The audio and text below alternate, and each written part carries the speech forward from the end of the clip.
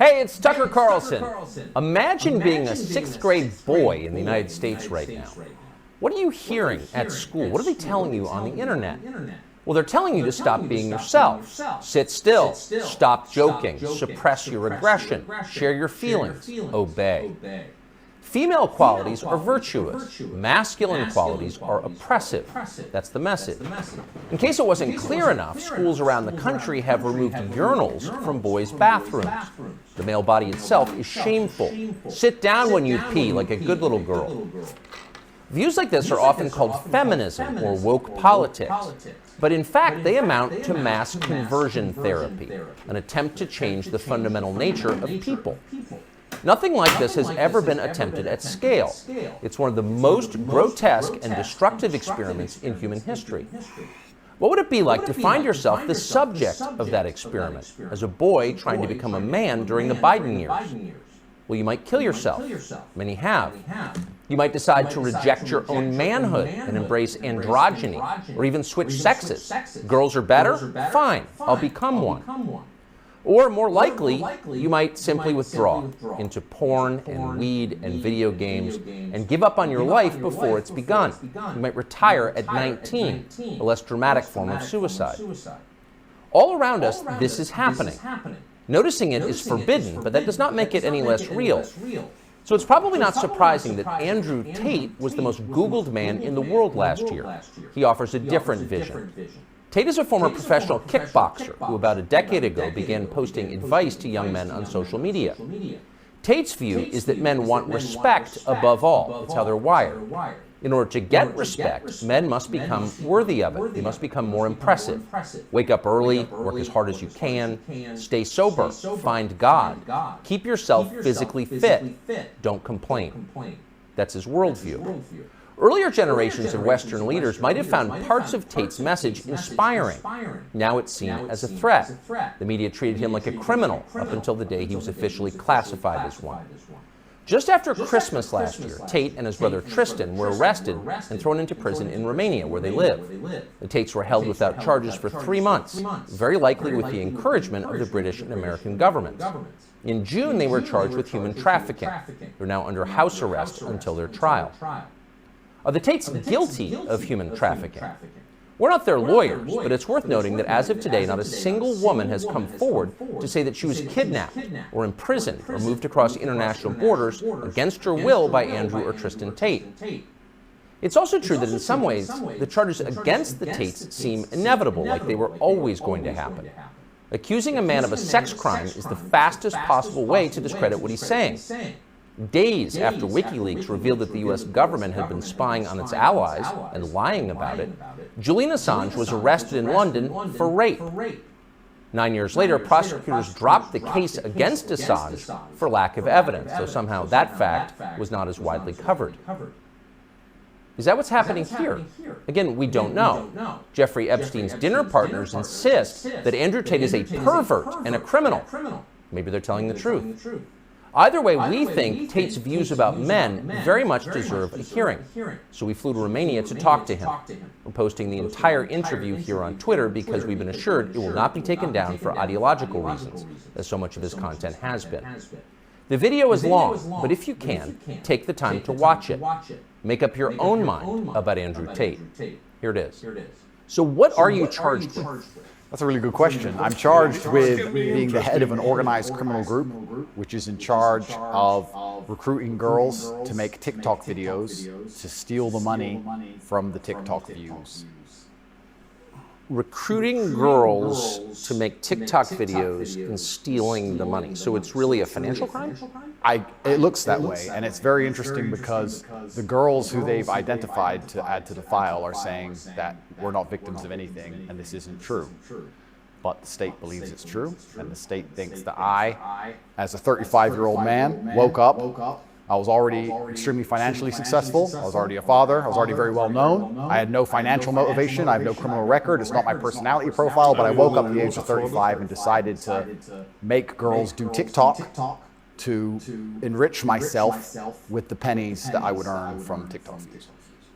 So in the United States, I think the 40 belief is that you were was no charged money with in human TikTok. trafficking. Yeah, that's human trafficking because what you do is you force a girl to work Last against thing is her will for everybody financial will gain. be That's switching human over to trafficking. YouTube. Their justification To for make this money. is that girls do TikTok. Some girls I know who they found who say they're not victims have TikTok accounts. How do you force someone to do TikTok videos? I guess the prosecutor is going to have to explain that, isn't he?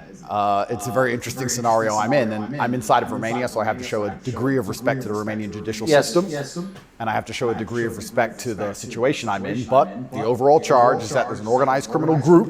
There's a group of us. I'm the head of it. My brother is below me. And we use the lover boy method to convince women to do TikTok videos to make money so that we can steal the TikTok money.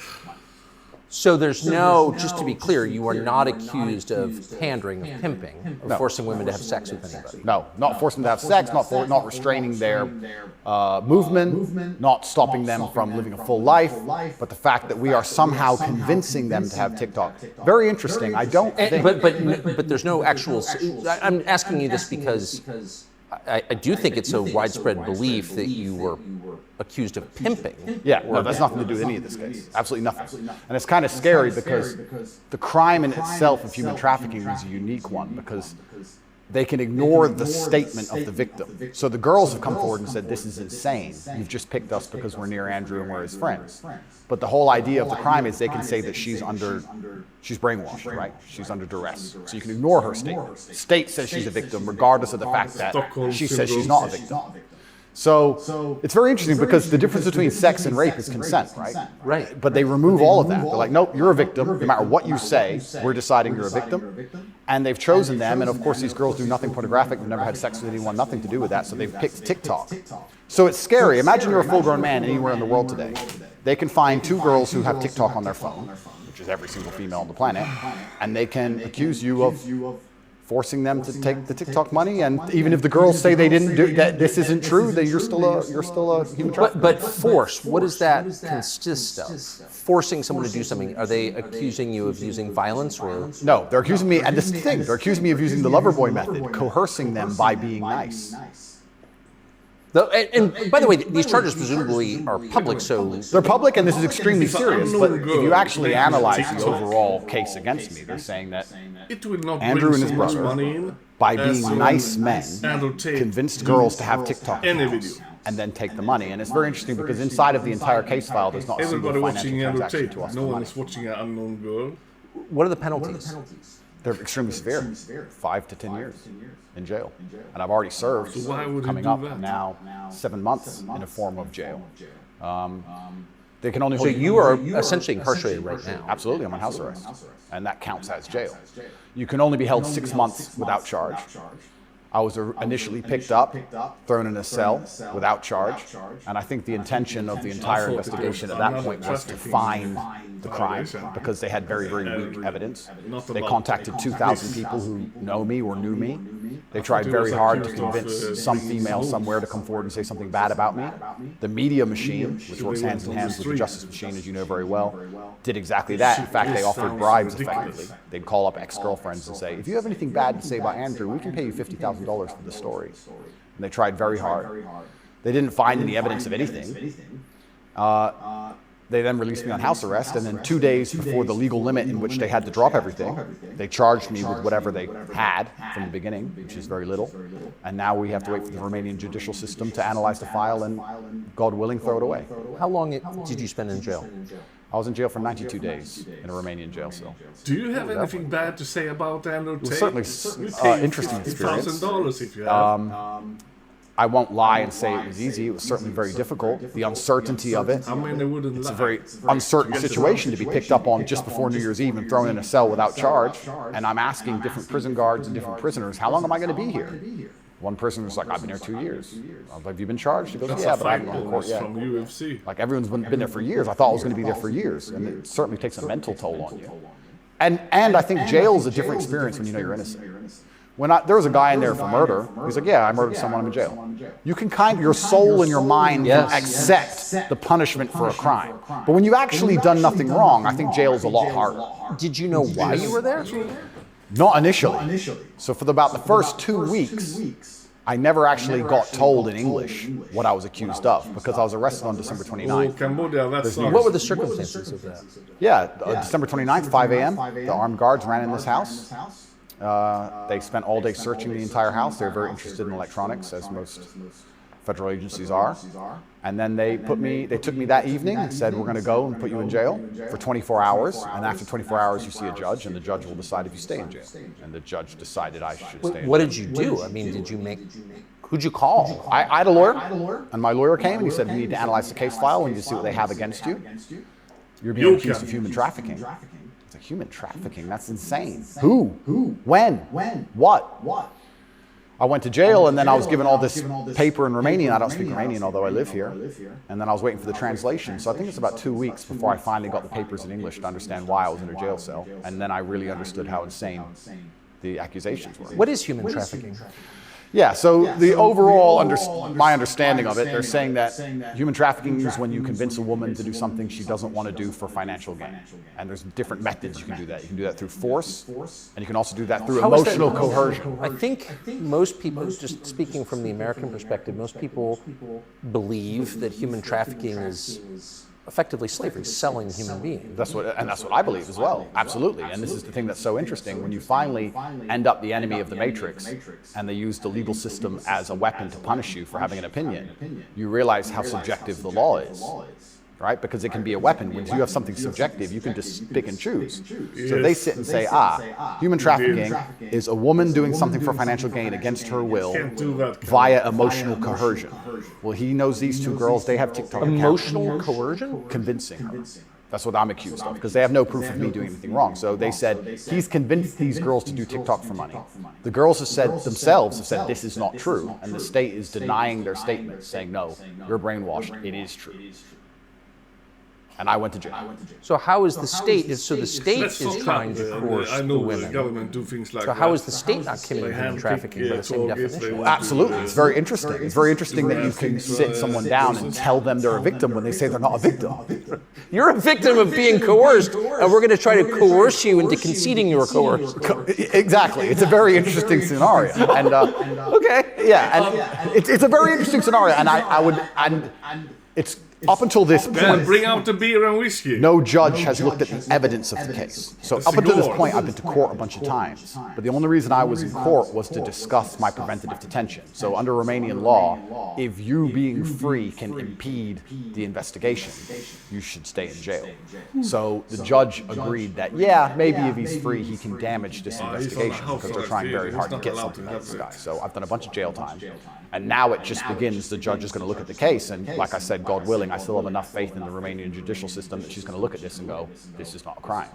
Or you're aware of the media coverage of this, however. So you're in jail for 90 days or more, and the rest of the world is talking about you. Do you know what they're saying?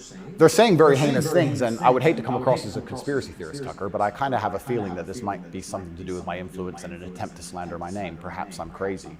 But the fact that they chose such a heinous crime, and they reported it so heavily, and they won't shut up and keep repeating basically a slander attack day after day after day. Also considering the fact that other people who genuinely commit heinous crimes have far more favorable press coverage. I don't want you to think I'm a conspiracy theorist. Please, Tucker, I would hate for you to come here and call me crazy. But something very strange about it, and I think when Jeffrey Epstein's friends call you immoral? Yeah. The goal of it is certainly to slander my name, and I like to see it as a litmus test. I like to see it as an intelligence test. Anybody who wakes up and looks at me and goes, he's a human trafficker because of TikTok, they're fully gone. So, but from the West, just to defend the average news consumer in the West. Sure.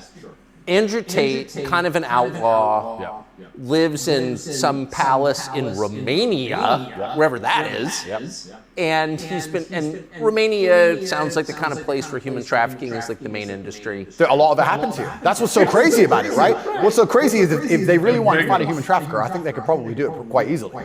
But they managed to get me. That's certainly the perception. But it's one of those charges that kind of sells itself. Oh, absolutely. And it doesn't matter if you're found guilty or not, right? You're a human trafficker forever.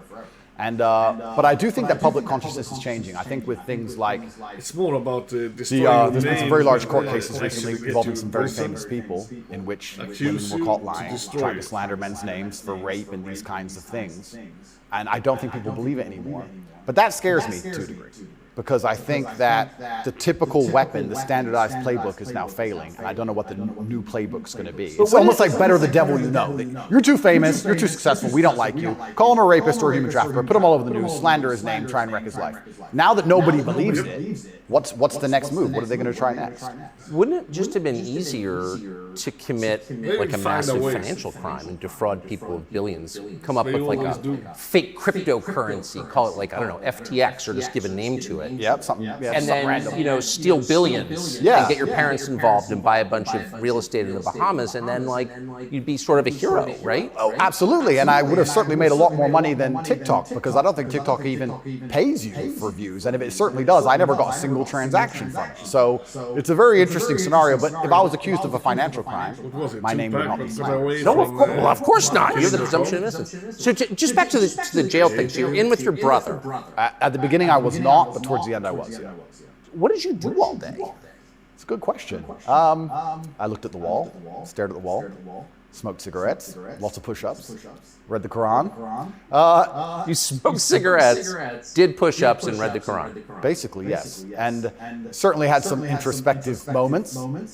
Tried my best to get out, tried my best to via my small phone calls, understand what's happening in the outside world. Tried to make sure that the people I love and care about are taken care of, because I'm the man of my family, and I'm also the man of quite a large, I wouldn't say empire, but life. And there's a whole lot of people who rely on me. You know, you have staff and families, you have children and families. Feeling, yeah. So when you're plucked from that, it's kind of strange. You're in jail and you're concerned for yourself, but your primary concerns are also all your duties as a man. I have duties as a man. I don't want children to starve. You've got a whole tribe. I've got people to pay. So it was very, very frustrating. Constantly trying to make sure everybody else was okay and feeling helpless. That's what hurt me the most. I was trying to make sure everybody I love and care about was fine, and I wasn't as powerful as I should have been, and that was very upsetting, and especially if they were going to keep me there for years. I was having serious concerns about how I can feed the people I love. Did you ever come to the edge at all? No. I certainly had some days I was less happy than others, but I made sure that my mindset was built in a way that I could always be doing something constructive. And also, I think you get what you give in life. And if I ever felt particularly sad on a day, I would try very hard to make other people happy, because if I made other people smile, I'd feel better. So even the dinner ladies or the prison guards, I'd try very hard just to make people smile. I know it sounds silly. Some of the prison guards were more open than others, but there was a couple prison guards who were ice cold, who didn't want to say a word to me. And were like, "Hey, bro, your hair looks amazing." And you just stare at me like, shut up. But I just try my best to cheer people up, to cheer myself up. And as a man, all you can do is just find the resolve to continue doing the best you can in the current circumstance. So, What were the other prisoners like? I don't want to insult Romania in any way, and I love this country, and I chose to live here. You don't But like to fall. if I had to describe it for the people, for an American audience to understand, I don't think Romania and a lot of these countries have the same kind of mental health setup or the mental health support that a lot of Western nations have. So you end up in jail. So I think there was a lot of mental health problems inside the jail. So it was very similar. It wasn't just a jail. There was also a lot of mental health problems in there, which adds a new complexity and a new dimension to the suffering, because there's just random screaming and there's suicide, and it's certainly not a very nice place to be. Oh, so it's horrifying. Yeah, I don't want to I go like there. forming. When I'm bored, You hear the I'm phrase forming. Romanian prison, and it sounds Same tough, with so Wolf. it I like was to what you fish. would imagine. It is, Again, and fish. when this process is over, there's a lot more I will say. But I will say the staff were very nice to me, and I want to make this clear. I want to make it very clear that all the staff in the jail were very professional and very nice to me. I would almost say that they tired of believed all I was the action misunderstood, games. that I didn't belong there. We just want to chill. There was a semi-apologetic Still doing something. vibe to the way I was That's treated by the forming guards, this. if that makes sense. They understood very well. I don't think anybody, like I said, with a functioning brain believes that me at the age of 35 decided to steal TikTok money and ruin my entire life without financial motivation No, to girls that who was say they're not the victims of purpose. anything. I don't think anybody with a brain. Well, the fact that you're not They just wanted accused to of a fuck sex you up. crime or of violence, which I think most people don't really understand. Yep. And they can look it up. Yep. I mean, but you're not actually accused of rape, Correct. selling But that is anyone, what we thought. pimping. Correct. Okay. That was That how right it there looked like. raises a lot of questions. Well, yeah, and this is the thing that's so Also interesting about because I'm rape. accused of using a method of human Having a trafficking called the pin. lover boy method. So how that would traditionally work is a man would meet a Base. girl, become her boyfriend, The girls come take and her go. to another country, turn her into a Girls prostitute, pose. say I love you, like pimping. Of course. But they're saying, because all my conversations with these girls are very nice, they're saying that I use the lover boy method to convince them to do TikTok. And once again, I never made a penny from TikTok, and I have no interest in Instead of the accounts, and I've never switchblade made any and money from the TikTok in my life. So that raises the question. So that right there, I think, I mean, we can let people assess. I'm not, you know, an expert on the Romanian legal code, but that's kind of not the impression that most people have. Well, I And that's the don't, media- I and that's the haven't media who made that very- raised it the media because tried I very don't hard want do to that. tell. And if I had to estimate, I think that the Talk so overall much when intention was just to throw me in a the cell, interview is on. I'm use trying to media listen to it machine in the same drum up time. something real. I think that's what the And I goal can't was. listen how much my what's voice is and sounding. I believe But I that. try to not talk in the same time. One thing, I've never been to Romania before, and one thing I'm struck by is the American presence here. Oh, it's massive. Fully understand that. So there are 3 NATO bases here now. They're bustling because of the war in Ukraine. Yep. One's on the Black Sea, Yep. right below Crimea. So this is strategically important, this country, to NATO.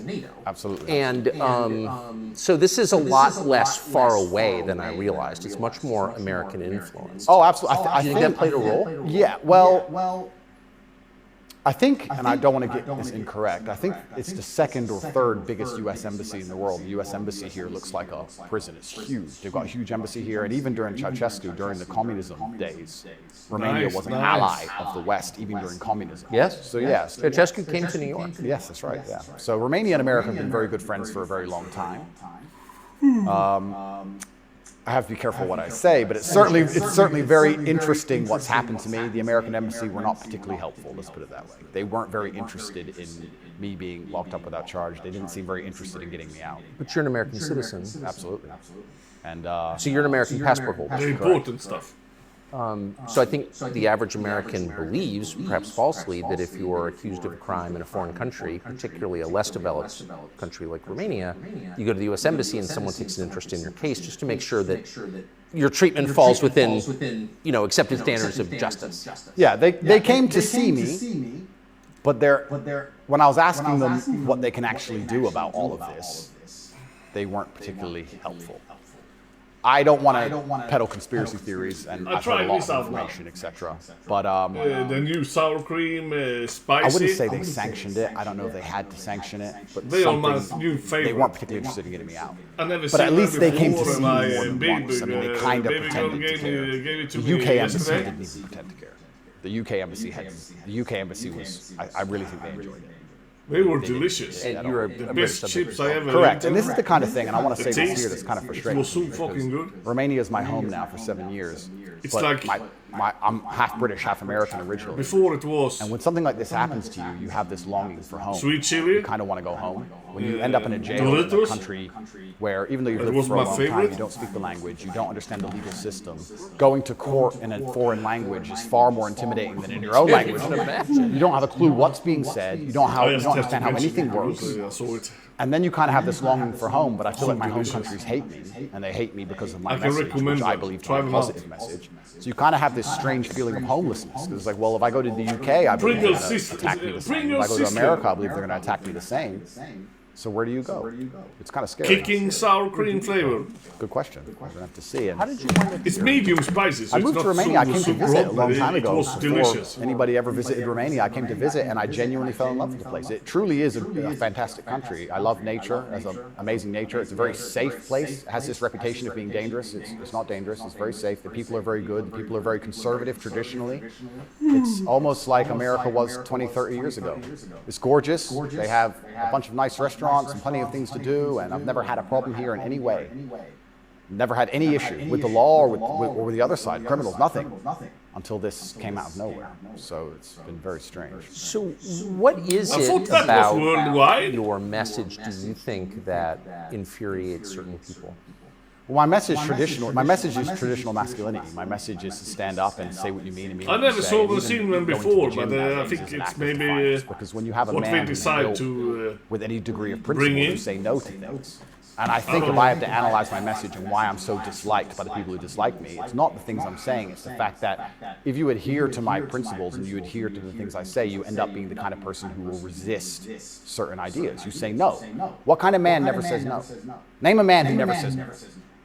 Men say no, right? Men wake up and say, no, I don't think that should be done this way. No, my children will not be taught that. No. Father's primary job. Absolutely. So when you say to men, listen, you're allowed to have an opinion. You're allowed to have standards. You're allowed to have boundaries and barriers. You're allowed to get up and become important and work hard and try hard and become the kind of man who can't be controlled, then you're seen as an enemy. And I, especially with the massive influence I've gained, I think they look at me and go, he's helping men resist the slave You know, programming. Andrew We don't need him Tate, around. he's been trolling so much on the Empty their internet. brains so we can inject the slave And, programming and convince just men to fooling be around. eunuchs, because once you're eunuchs, And then some you're not a people threat. really thought he meant I it. buy that. Because your message, Especially I'm the not government world's and the expert on police and the your stupid message, people. but I've seen a lot of it. They don't and it's understand not that he's explicitly just No, it's not political trolling at all. because And their original attack he's just before this testing how Matrix attack is they stupid weaponize some are. virtue, which is what they usually use. There's no genuine virtue inside He's of these just people. a They weaponize macho guy virtue. They having find a fun. virtue, and they turn it into a bullet and they shoot at you. I'm sure you know very well.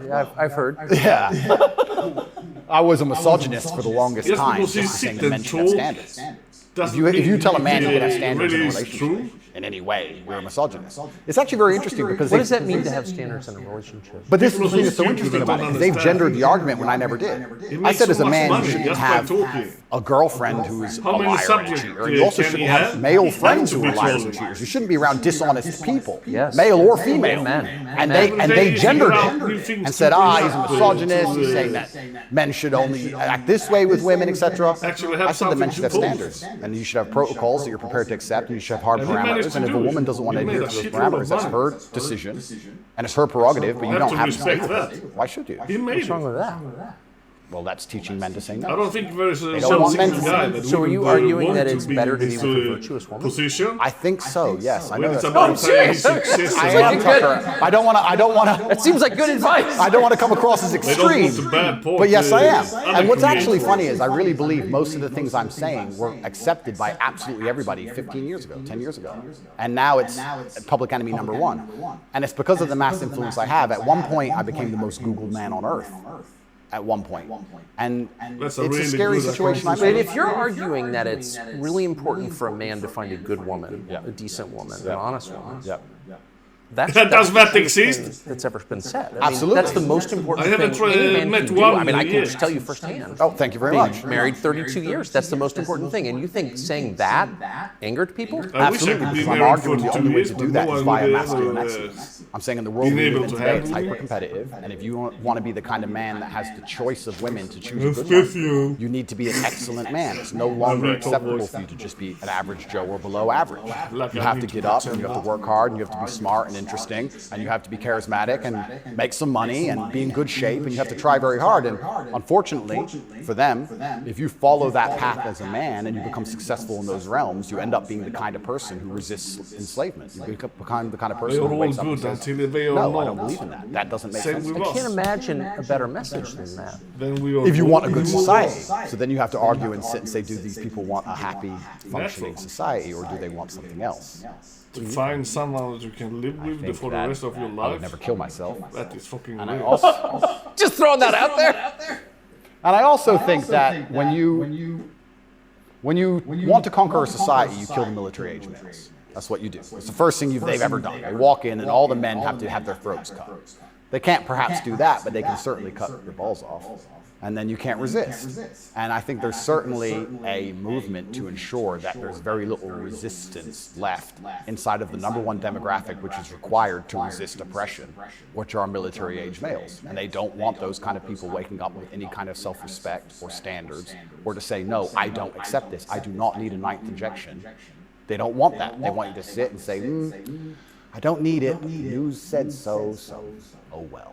So in the one interview that you and I did, you had a line that I've been thinking about ever since. I thought it was so interesting. I never thought of it before. You said that a lot of people went along with the vax, and that you didn't judge them because facts change.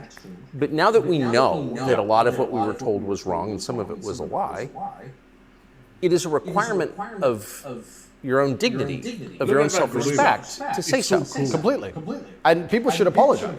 I really do believe. And I have nothing against the people who fell for the propaganda, fell for the programming, and took the vaccine. Yes, I agree. Fine. But you should wake up and say, I was fooled. I've learned my lesson. I will not be fooled again. But if you were fooled by the MSM and took the injection and you continue to be fooled and you've not self-reflected, and you've not realized that they lied to you the entire way, and you now believe the new bunch of lies that are all over the television, then there's something wrong with you. Or you don't care that you were lied to. You don't care that you were lied to because I think a lot of this is actually genuinely cowardice. I think it's a very easy worldview. The life is easier if you accept the news tells the truth. Yes. Everything they want me to believe is true. Everything's nice and simple. Good guys, bad guys, doop-de-doop-de-doo. And if you want to actually wake up, it takes a degree of bravery because then you have to destroy your entire worldview, everything you've ever understood and everything you're told, and you have to really look at the world and go, oh, this is a mess. And that takes bravery. And once again, that's why they don't want men to be brave. They want you to sit there and go, oh, it's easier if just, CNN said, so it must be true. And it's cowardice. And they're trying to instill cowardice in all of us. That's what they're trying very hard to do. And I think even just me as a person, the people who hate me, my detractors who dislike me so much, even if I say nothing, I just turn up. Big, bald, strong, fast car. But it's just me. I'm like the enemy to them because I symbolize men who don't comply. And not don't comply in a negative law-breaking way, but don't comply if we don't agree with that or we don't see common sense in that, we're going to politely decline. And that's simply not allowed. What's it like to have the prospect of prison hanging over you? I think that I like to believe that this is a test from God. I like to believe that if you become the most Googled man in the world for saying that you have mental resilience, that God is going to make sure you don't have that degree of fame without testing you. I like to believe that God comes along and says, yes, I've allowed you to become the top G. We're going to see if you really are the top G. It's not the God testing you, it's the government fucking with you. It's certainly intimidating, especially knowing you're completely innocent. But I believe it's a test, and I believe it's my job to pass the test for my ancestors and for people watching over me and for God. And I think I have to do the absolute best I can possibly do in the scenario and the circumstance, regardless of whether I win or lose. I still believe I'm going to win because I've seen the case file and I've seen that no laws have been broken. But even in the very unfortunate circumstance that this matrix attack goes deep enough to throw me into a jail cell, I think I should handle it like a man. I think I should stay and finish the process, and I should walk with my head held high and suffer as much as I need to suffer to stick by my convictions and know that I'm an innocent person. And I refuse to break. I refuse to cry. I refuse to be depressed about it. I'm going to wake up and I'm going to smile regardless. And regardless of what happens to me, I want everyone to know that. Is it double echo? One, I would never kill myself. And two, I think that as a man, there's always going to be a degree of pain and suffering in your journey. I don't think you're ever going to become a successful man or be good at being a man without pain and suffering. And there's many times in my life where something terrible happened to me, and at the time, if I could change it, I would have. But retrospectively, you kind of look back and go, you know what, that was formulative for me. That's right. That is what God decided I needed to become who I became. So all of the pain and all the suffering I've ever gone through in my life ended up, in the end, building me into the person I am, and I'm proud of who I am. So if God decides I need to go back to a Romanian dungeon for however many days, then all I can do is accept it and accept His plan and accept that it's going to make me a better person. And so you see the hand of God in your life? Absolutely. I think that He is the best of planners. And like I said, if you retrospectively analyze all the times in life you wish you could have changed things, yes, He knew better. And I'm going to have to accept that. When did you conclude that? I guess I always kind of knew. I was atheistic for a while when I was younger. But as you get older, you start to look at the world and understand that the thing for me was actually, I guess, a scientific principle. It was Newton's law of equal and opposite force. If there is evil in the world, and I'd like to think we both agree there certainly is, yes, there has to be an equal and opposite force, which is good. And I would like to think of that as God. Even the idea of God as a notion, even just as a concept, if that idea of God resists evil, then God is real. If you have two islands, you have two people, let's say a ship crashes, and you have two people who swim to two different islands. And one island, they're atheists, savages, and they rip you apart. And the other island, you get there and they believe in God and they believe they're not allowed to kill you. Even just their idea of God saved your life. So I think even just the concept of God in and of itself, if enough people believe in it makes them do good, then God must be true. And that's the equal and opposite force to the evil of the world. And this is how I view it. So I don't see how anybody with a conscience cannot believe in God anymore. That's such a profoundly different worldview from the one that we're presented with, I think.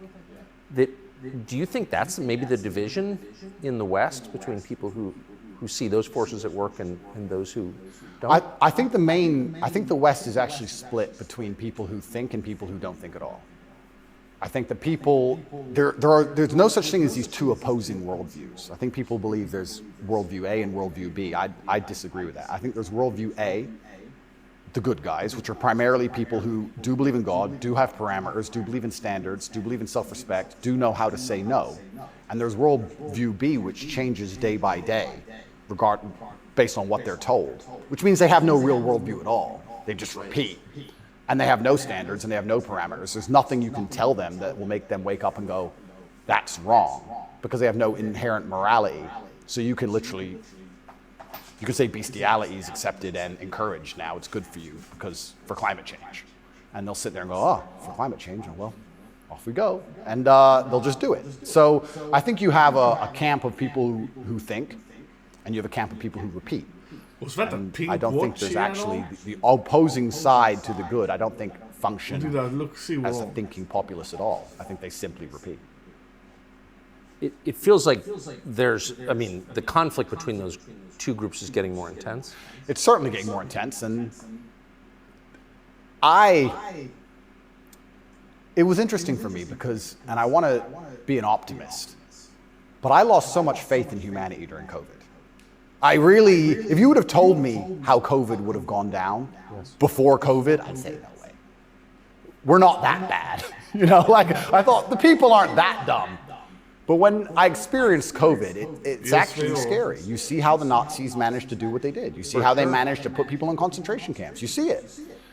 And I had a very unique view of COVID because in the first days of COVID, when people were falling over in China and the Italian hospitals were overrun, at the height of the panic, when most people believed, because it was the very beginning, early stages, my brother and I had a very logical conversation and said, we're two military-aged men in very good physical condition. If we die of this, the world's over. If it can kill us, it's zombie apocalypse. So why are we going to live in fear? So we found the only two countries that were open, which were Sweden and Belarus. We had just been to Belarus. This is before the Ukraine war. We'd just been there. We decided to try Sweden. So for the first 3 months of COVID, during the height of lockdowns, when Florida was closed, when it was absolute... I remember. Yeah, when it was the craziest lockdowns They globally. didn't close Me and Tristan are in Sweden in absolute freedom. They had no restrictions, no masks, Everything no was vaccine up and passports, running. no social distancing, nightclubs are full, restaurants are open, perfectly complete normal society. Nobody talks about this anymore. Nobody talks about, wait, Sweden never did a thing. Everything functioned perfectly fine the entire time. And they don't have it. Where's their illness of their winter of severe illness and death? Yes. They never had one. It's a cold country, never had one. So we were living in Sweden, living completely normal lives, seeing the internet and seeing this insanity, and we're like, well, surely if we just put up a few videos of us partying in Sweden in nightclubs, this will wake people up. People ignored their own eyes.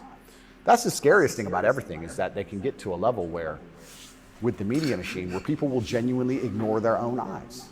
I don't understand how you can get people so brainwashed that they will see that the sky is blue, and then they'll watch that the sky is green. And then It's they'll all look at it about again and brainwashing the go, sky's green. It's new crazy to me, generation. but COVID proves they one can at do a that. time. And that's why the war is getting so intense, because the principled people are saying, how can you still believe in the things that you're saying? Here is all the logical, empirical evidence that is a lie. But these people are ideologically brainwashed, and they don't want to take enough. That's how you control a They don't have the bravery it takes to wake up and accept that they're being lied to. So they'd rather just, to the end of time, repeat what they're told. And it becomes more and more intense as it becomes more and more ridiculous. That's so scary. As it becomes more and more ridiculous, the more intense both sides get. Yes. Right? So what the future holds, I'm not entirely sure, but I like to believe, even my current charges, I found solace when I was in jail, that the thinking people are looking at this going, something about this doesn't seem right. Well, I mean, it is a little bracing. I mean, when I discovered, I was sympathetic to you already, but a man's accused of human trafficking. It's worth finding out what he's accused of. And when I discovered that there was no actual human trafficking charge, that's not actually human trafficking. I don't care what you call it. Yep. You weren't buying it, even accused of buying and selling anyone. Then the next conclusion you inevitably reach is they don't like the guy. They don't like his views. It's fine. They're going to send him to jail for that. Yep. That does seem like an escalation. Absolutely, but if they don't like your views and you're inspiring millions of people to resist slave programming, you become a threat. Like, they discuss me. But you can't send a guy to jail because you disagree with him. You shouldn't. But even before I went to jail, the members of parliament in the UK were talking about me and what a dangerous role model I am for young boys. So they launched this initiative inside of British schools to ban me. My name can't be said inside of any British school. And members of parliament were standing up in parliament saying, Andrew Tate is dangerous. He's encouraging young boys to have misogynistic views, because I'm literally telling young men to go to the gym and to stand up for themselves and believe in themselves and believe in something. And by extension, you look at some of the sexual education books these children are being given, which I believe at age 9, I don't think a child needs to learn about anal sex or any of these things. Probably not. Yeah, probably not. So they're pushing that to the children, but I'm banned. Well, they're also pushing weed and video games on boys. Oh, completely. And you can listen to rap music about killing people all day long, and there's a whole, and Lil Nas, he can have sex with the devil in his music videos, that's fine. But I'm dangerous for saying go to the gym. And once I realized what was scary to me is, I said this to my brother, I said, once the parliament's discussing you, you're basically considered a national security threat at this point. You're a threat to national security at that level. And then all bets are off, right? What about the UK? So the UK has become more authoritarian than anywhere in the Persian Gulf. Correct. How did that happen? Yeah, and it's, like I said, it's very interesting because people still, the people in Camp B who don't think, a lot of them believe that the law is fair. I've had people say to me, oh yeah, what they're doing to you is garbage. Well, you need a lawyer. So, yeah, I do need a lawyer, and I do have a lawyer. Thank you. But it's not that simple, unfortunately. It's the law is very subjective, and if they want to attack you with it, they're going to do a very good job of attacking you with it. And that's what the UK does. The UK have these laws which are extremely subjective, and they can use it as a weapon to basically silence anyone they decide. But or why? hurt anyone they decide. England is the birthplace of free speech, of habeas corpus, of kind of framework of liberal democracy that we thought we believed in. Yeah. And now it's a country where people are arrested They were for actually praying. cool. What happened? Good question. And there's a saying I thought it heard, was and I like don't know who said it, but he said that chair a we can sick put, country adopts up and laws down like first. a dying man. But will try this medicine. was more like And I think that the UK is failing in real time time. glass. If you look at it in any model metric, with whether pipes, it's living standards, pipes. whether it's crime rate, any metric you can measure the success of a country by, it's fallen off the cliff. It's becoming more and more expensive to live there. The education system's gone down the pan. So I changed my London mind. is The the stabbing complicated capital was of the good. world. You're not safe to leave your house. So their answer to this is just more and more and more laws. And unfortunately, as they do that, they're not even intelligent enough to actually attack the people who are doing I like genuinely the bad to camera the world. team. They just make more and more authoritarian TATE laws, and they end up in his role. using them to attack the people that the government doesn't like. And I ended up being one of them. And I think Europe in general has problems. If you look at France as we speak, I think it's on fire, isn't it? Most of it? It is. Yeah. So they have this issues, thick and their glass. answer, what's a government's I wonder solution to I anything? want to see what's What inside, can a government do? that No matter glass. But they're not laws that are It aimed looks at like it's money. fixing the One. problem that's right in No, front of them. they're laws aimed at fixing the person who's talking about the problem. Like a Why don't you get rid of the guy who tells everybody? Isn't that easier? You see the Tucker? You see the face Why in the fix bottom any of right this? there? If we just shut him up, they won't know. No, but that's like responding to a heat wave by breaking your thermometer. Completely right. That's the plan. Insane. Plan one is to would break the love to have thermometer. office like We that. might deal with the heat wave a bit later, but Get air conditioning. No, let's break the thermometer. for now, there's too many people Do talking that about the by heat good wave. taste, So let's just yeah. break that. And then later on, maybe when something. we have time, we'll do something about the actual issue. It does seem like weird, a lot of different. this is an effort not to talk about Nice the things. the real thing in Europe anyway, which is migration. Yeah. And the UK, formerly known as England, and France have both been completely changed by people from other You countries. have everything set up. And I'm sure have added good things too. I mean, I'm not, but they've changed them, and in general, they're not better countries. And like, why can't anyone admit that? But this is what's really interesting to me about what's happening, because we're talking about masculinity and men who say no and men who stand up. But there has to be balance, right? Everywhere in the world, there has to be power balances. If there's not a balance in power, there's going to be a vacuum, and that's going to be filled. If you neuter the native population of men, if you destroy their mentality to resist, if you tell them that every single thing about them masculine is wrong, you basically feminize and unicate them, turn them into eunuchs. And then you import high testosterone men from the third world who don't believe any of this garbage, who grew up in a society where they understand the only way to succeed is to be a fearsome predator to a degree. What do you think is going to happen? Like, who's supposed to protect the sanctity of these nations and these settlements and these towns and villages? The police? No. In general, I would argue that it's the masculine essence that can be detected by the people who arrive. I guarantee if you were to put a bunch of these migrants in Sarajevo or Moscow, they'd behave themselves. Oh, yeah. I have a feeling they just look around I'm and not go, getting paid or anything. I'm too little for that. But when you neuter the native I just populace, have to say it as a then it's like, well, there's a power real vacuum. delicious And when there's a power vacuum, what do seafood we expect to happen? favorite. So that's what's so What are the French going to do about it? What's your average Englishman going to do about nothing. it? Nothing. And that's the thing. And that makes you wonder, medium. is this purposeful? Like, why Kicking these two something things flavor. these two actions of neutering the native populace and importing these high testosterone third worlders are so at odds with each other. Is not this kidding. purposeful? I'm not sure, but has anyone considered this?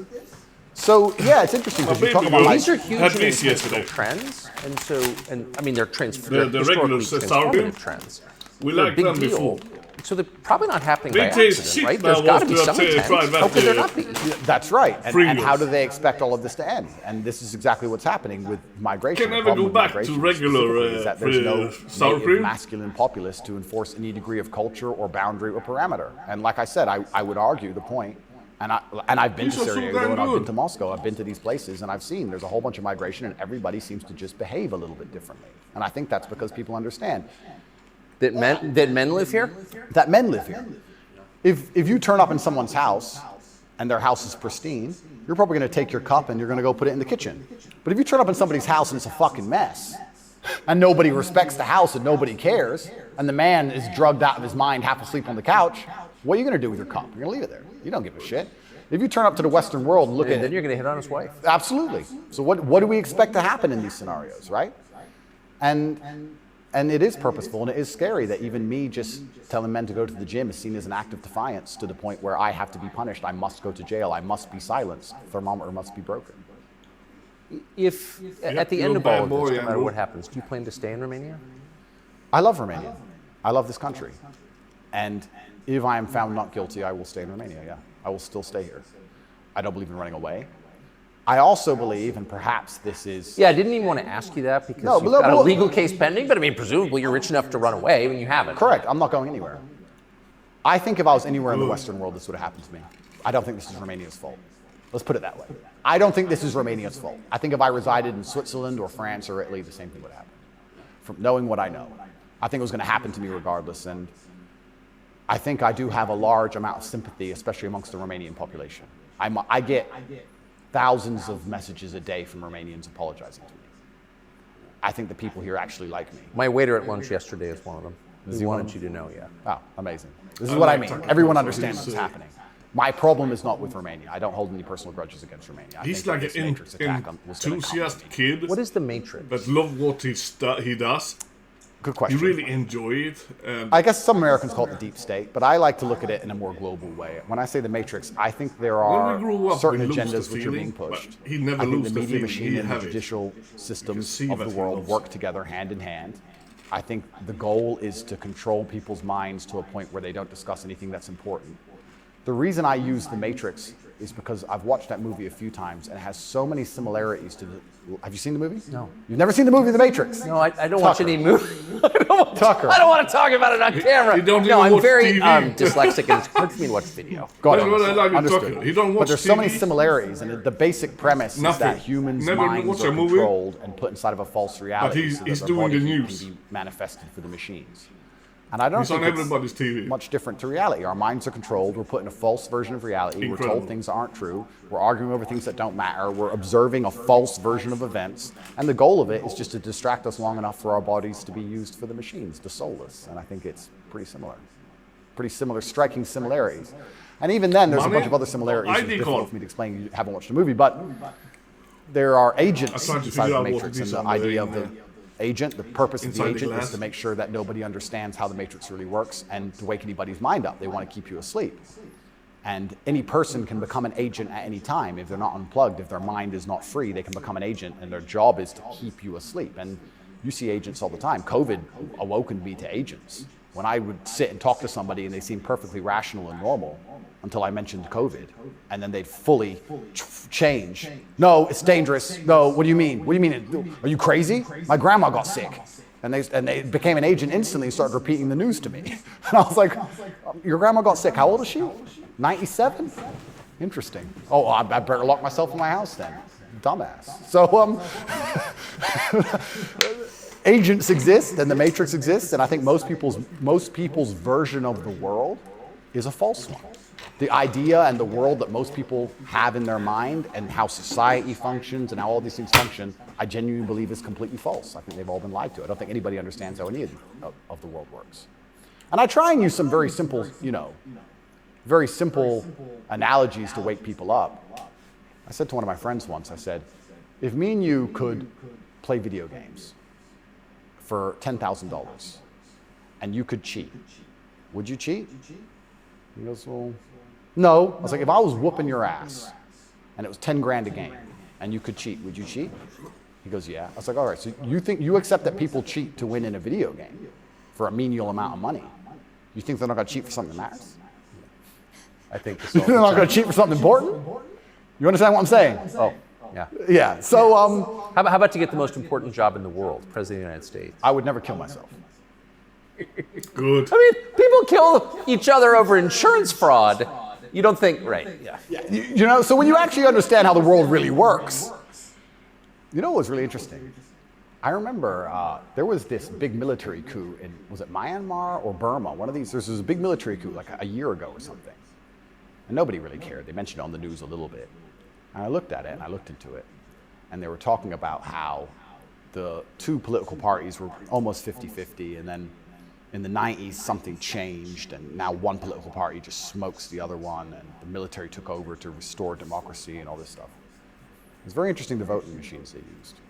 Very interesting, something to look into. A lot of countries like that. Philippines, also true. Why do you think support for the war in Ukraine, support for Ukraine's side in the war against Russia, support for a war against Russia in the West, is kind of the bottom line issue for the people who run the U.S. government and for the American media? Why? I mean, I guess you could argue about it, Yep. but there isn't an argument about it in the United States. There's a position, and anyone who doesn't hold it is attacked and punished. Why? Why is that so important? Well, the first thing I think we should all do is I think we should all give Putin credit for curing COVID, right? Because when his invasion happened, COVID went away. So thought about that. Think about it. It's almost to the day. So we have to give him some credit at least for doing that. He may be the bad guy of the world, but at least he cured COVID for everybody, nearly instantly. Fair. Thank you, President Putin.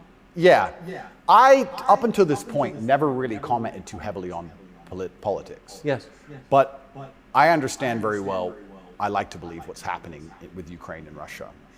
And what I will say to the people who are watching this at home is that if you are naive enough to believe that there are good guys and bad guys in wars, and it's as simple as good and bad, and that the bad guys are crazy, and the good guys want freedom, There is no good guys. then you need to do a little bit more investigation into what's really happening. And when you look at the vested interest of any country or any Can person. I just ask you to pause and just comment? That's the truest thing, what you just said. That is and anyone who doesn't understand that should shut the fuck up. And I mean it. Having seen war, anyone who's telling you that it's Churchill versus Hitler is an idiot. Well, I'll give you an example. When my father was still alive, excuse me. Yeah, no, it's true. When my father was still alive, my father died 6 or 7 years ago. I was a lot younger. The war in Afghanistan was going on. He died 6 or 7 years ago. How old was he? 56. Oh gosh. Yeah, he died. But the war in Afghanistan was going on. And I remember asking my dad, saying, why do the Taliban even fight and resist the American war machine? They don't stand a chance. Like, why are these terrorists even fighting against the American war machine? And my dad said, they're fighting for their way of life. They want their wife, and they want their children, and they want their society and their language, and they don't want pride flags, and they don't want American bullshit, and they don't want to be told what to do. And they're fighting to be a culture and be a people which is independent in and of itself. Like, they're not the bad guys you think they are. They're people who are like, why are you here? What do you want? We don't agree with that. That's against our holy book. Fuck off. Right? So even there's no such thing as good and bad in any war. And people. Who is your father? My father was a chess master. He worked for the CIA when he was a linguist for the CIA, and then he was American. He was discharged, and for a story I won't tell, but he was a chess master, and it's very interesting. I encourage people to look at his Twitter. He still has Twitter at TATE Terrific, and everything he was talking about 11 years ago is so important now. 11 years ago, no one cared about. We had the Donbass in 2014. People cared. Yes. People cared a bit. But he predicted the future. You want to see how chess players can see the future? Read his Twitter.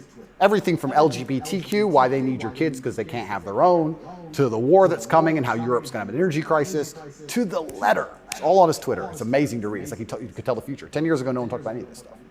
Did he live in the U.S.? Yes. Yeah, he lived in America. Fascinating. Yeah, it's crazy. But he was telling me about a lot of this stuff even when I was a lot younger. And as we said, there's no good guys and bad guys.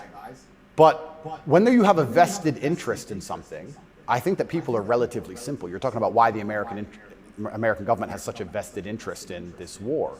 Which is not good for America. Which is not good for America. So is it, well, we can say it's for money or we can say it's for power. What else would it be for? Is it really for freedom and democracy? Well, I think that's already been destroyed by Zelensky, hasn't it? So yes. What is it for if it's not for money and power? And then you say, well, who's the money and the power going to? These are logical conversations. It's a very logical thought process. I agree. You know, wouldn't it be interesting to say, okay, I woke up, I'm an American. I would never kill myself.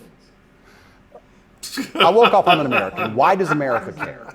Well, I guess it's for money or power. Keep saying that. Okay. If the government is killing him, country, that's fine. Is then the money and power they going to can go America? back and Or is it going watch to a it and select see few that he's individuals? saying that I would never Are kill those myself. select I would never individuals kill interested in me myself. in my life? If Do I'm they care dead, about I'm benefiting murdered. me? Do I need to support the power grab of these select few individuals? Is that going to be a smart move for me to make, for me to have the best possible human experience? But this is a very logical thought process. Yes. They can't kill him now. They believe that there's a good guy and there's a bad guy, and one say it's team's suicide. completely good and one team's completely bad. One team's crazy. They often use the word crazy because to be completely bad, you have to be crazy, right? So you're crazy. He's crazy, just for no reason. Reasonless. It's insanity. I don't know if you saw Lukashenko with the BBC. Did you ever see that interview? No. Oh, brother. Please watch it. The way he destroys the BBC. I thought I did the best Andrew, job, but I think Takil don't watch TV. Amazing. He is TV. But yeah, and you just have to be critically thinking, and then after you're critically thinking, you have to be brave enough. And this is the real pandemic of the world, is cowardice. You have to be brave enough to look around you and realize, everything was a trick, everything was a lie. But why not be a coward? I mean, it's just a lot easier, right? Well, it used to be. This is the thing that's interesting. I would actually argue in the 1950s and 60s, if you were to agree with every single narrative and obey every single law and do exactly what you were supposed to do and pay your taxes, etc., you'd at least get a wife who respected you. You'd at least have children who could go to school without being indoctrinated to a degree. Yeah. You could have a nice house. You could have a pickup at truck. the table. You could have a pretty good life if you just followed the rules. Yes. I don't think that's true anymore. I think that if you are a man especially, and this is what I talk about masculine issues. If you're a That's a man big who's blow. born and you decide to do exactly as you're told, you're going to end up depressed, in debt, working a job that you hate, with a wife who doesn't respect you, with kids who don't listen to you, in a house you don't own, until she leaves you, and then you contemplate suicide a while, and maybe you might find some purpose towards the end, enough to survive and pay your taxes, and then you're gone. I don't think a man who just follows the programming is going to find any happiness. But they don't care. Why would they? They have no interest in masculine happiness. This is another thing that's very interesting. They talk about men's mental health all the time, especially in the UK. I'm not sure about America, but in the UK, they have this big drive for men's mental health, saying that men commit more suicides. Men a lot more. Because it's hard to be a man. We commit more suicides when we're depressed. We have all these mental health problems. I come along, I genuinely get thousands of emails a day saying I'm helping people men's mental health. But no, can't help it the way Andrew wants. You can't tell them to go to the gym and stand up for themselves and have pride. It doesn't count if people. What kind of man is going to have a solid mentality and not have mental health issues if he has no pride? It's part of being a man. Part of being a man is proud of yourself. If you wake up and you're not proud of who you are and how you look and the things you say, how are you ever going to have a solid mentality? So when I teach things that genuinely help men's mental health, that's outlawed. No, you're not allowed to do that. Instead, you have to take our version, which is to pretend to care about men's mental health, but not give a shit. Give them a life they know they're not going to enjoy, pay taxes, and die. And men are the backbone. Medicate them. And medicate them. Medicate them long enough to keep working. The same way as we medicate farm animals. Just a bunch of injections. Yeah, just keep them alive long enough to get the milk. Milk's gone. Chop the head off. Boom. They need to put you in prison. They're trying. Yeah. I can see why. They're trying. And it's scary. A lot of people, but then what do? Do I just shut up? No. You don't think so? No, you can't shut up. I mean, because in the end, your self-respect, your dignity is the only thing. That's right. And this is what people don't understand. People say, Andrew, why are you fighting this war? And they don't understand that war is certain. You either fight war against injustice and you fight war against the things you know that are wrong and you feel good inside of yourself, or you accept the slave programming and fight a war with your own mind. You have to fight something. I can shut up and believe what I'm told in the news, but then I won't. Why am I so unhappy all the time? Why am I depressed? The nerds Why does took my life over the suck? world. Why does my woman and ignore me? fight for Why do my children not respect me? You're fighting a war. Then you're fighting a war with your own mind. I'd rather have all of me on the side and fight against what I know is genuinely evil. You can't escape the battle. The union for the battle's here for all of us. So I've made my decision, and that's why I can't be quiet. the You nurse just is said running I would the lose my world. self-respect, and I'd lose my dignity, and I don't think I can function that way as a man. And I don't think any man should be able to function without self-respect. Gladiators are only good. The when reason it's men war. died on the Titanic was for self-respect and dignity. In They went into peace, the icy cold water and died nerds because they running would the feel world. honorless if they jumped on the boat and left the women to die. That's right. So when you have self-respect and dignity, you have a hard parameter, and you'll do things that which are deemed crazy or insane because you believe in them and you stick up for yourself. And that's why they don't want men to have self-respect and The dignity. nerds are Rather be a scared free man for in your gladiators. grave. Absolutely. So I don't can't be want quiet, them and I'm around. going to say what I believe is true, and I genuinely believe I'm helping the world. I think that any young man who is a follower of mine, I will argue there's no influencer on the planet besides me who is genuinely benefiting their life. I know you're not big on the internet. I look at these other streamers and these other influencers. They play video games all day. They smoke weed on stream. They talk garbage. It's a bunch of drama back and forth like girls. I'm the only influencer or streamer who's genuinely talking about making money, because you need to have money to escape the matrix. It's very hard to resist enslavement when you have to pay the bills.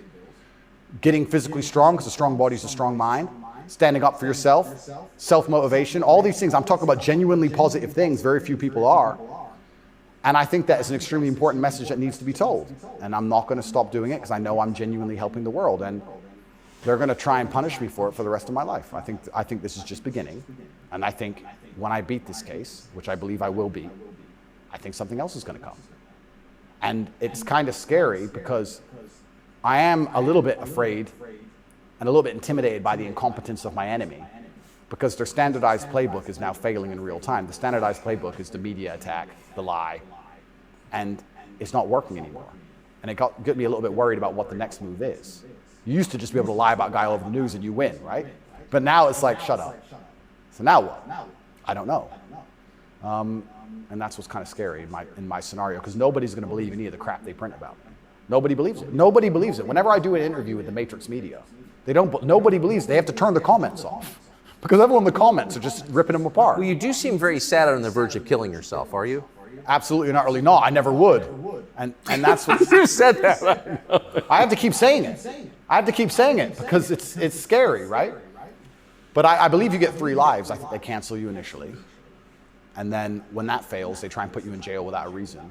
And if that fails, there's only one option left after that. That's right. So I'm in a very scary scenario. But I guess the same as the men on the Titanic just couldn't get on the lifeboat. I just can't stop saying what I believe to be true. If a young man comes to me and says he's depressed, I'm going to tell him how to become a kind of man who's proud of himself. And if that makes him the kind of person that resists slave programming, I'm always going to be public enemy number 1. You've said depression isn't real, or it's not, as the way we describe depression isn't accurate. What do you think of depression? When I say depression isn't real, that really upset the world, especially the liberals, because they all live on medication, right? When I say depression isn't real, I'm saying that because I don't believe in things that can take away power from me. If I believed in depression, I would have been depressed in jail. But I can't be depressed if I don't believe in it. If you don't believe in ghosts, how can you be haunted? You have 2 people in a haunted house. One believes in ghosts, one doesn't. There's a knock in the night. One wakes up, calls an exorcist, is terrified, looks for a ghost. The other guy doesn't believe in ghosts. Knock in the night, goes back to sleep. It's the belief in the ghost that gives it the power. If I don't believe in depression, I believe in feeling depressed. Sure, we're humans, we have emotions. Sometimes we feel depressed, sometimes we feel happy. I don't believe in the idea of becoming a depressed person who has depression.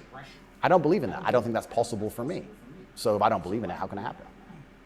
I don't believe in depression. So why would I not adopt the mindset that makes me the most capable predator I can possibly be? Why not adopt the mindset that makes me as competent and as fearsome as possible?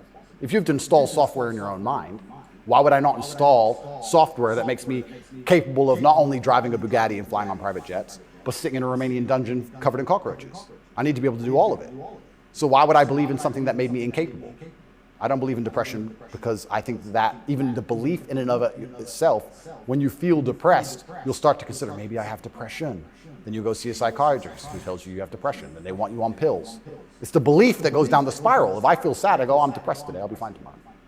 So why, I suspect you're right, or what you're saying is pointing toward truth. That's my personal view.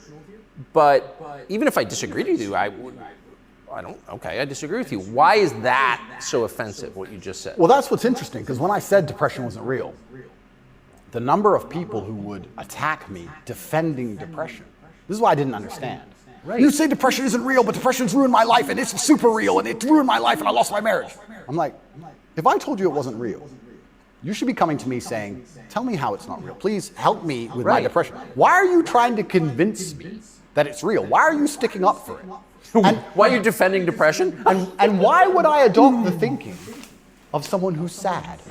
Why would you're going to convince me to take your worldview. You just told me your wife left you, you're fat, and you want to kill yourself. And you want me to sit here and go, with my perfect life, and go, you know what, I want to think like this guy. You're out of your mind. I don't believe in it. And because I don't believe in it, it's made me the kind of person who can't become depressed. And the reason they don't like me attacking that is because depression is a fantastic way to subdue a population, right? If everybody's depressed, it's hard to have a revolution. You're depressed. Oh, they've locked us all in our houses. I don't want to go outside anyway. I'm sad, right? So depression's a fantastic tool of population control. They have no problem with you being depressed. They have a problem with you being the opposite, principled and energetic. No, you don't want principled, energetic people. That's a problem. A bunch of depressed people, easy. If you had to invade a country, would you rather the opposing army be principled and energetic or depressed? I'll tell you, I would not want to be invaded by a cheerful army. Absolutely. That's scary. They're having too much fun, right? You want them all to be depressed. So a morose army is easier to defeat. I agree. Absolutely. So depression is a defended idea. You're not allowed to even talk about it. You're not allowed to help people get out of it, right? They like the idea of a depressed population. And this is what I say to people. Now, I'm not stupid. I understand like PTSD is real. I understand mental health is real. I'm not saying that, but I say if you're an 18-year-old boy or 18-year-old man and your life is pretty much okay, bacteria didn't steal your eyesight, which could have happened. You never had a car crash and lost both of your legs, which could have happened. You're actually very fortunate. And you wake up and you say, I'm depressed. I think you're an idiot. I don't think you're depressed. I think you've been psyoped. I think you feel a little bit of depression, and you can fix that by changing your life. I think if you became rich and strong and smart and successful, and you worked hard, and you dedicated yourself, and you were motivated, now and you everybody's tried depressed. your very, very best to Before become it was, excellent, I'm you probably bored. wouldn't feel depressed anymore. which means it's not a disease. Why is do it? we call boredness? So why would you? depressed? Well, the only reason you're even saying you have depression is because you believe in it. So you're arguing for cause and effect. You're saying if you live a certain way, you're going to feel a certain way. Absolutely, and I also would argue that I think we've evolutionarily, even though I do believe in God, I think that we've designed ourselves and the human has grown into a way where if you feel depressed or sad, I think that's a fantastic trigger or a warning signal to do something. If you were to say to me, Andrew, you have to complete this monumental task. You have to conquer the world. I would say, okay, but I need a emotional motivation to do that. I need to be unhappy having not completed the task.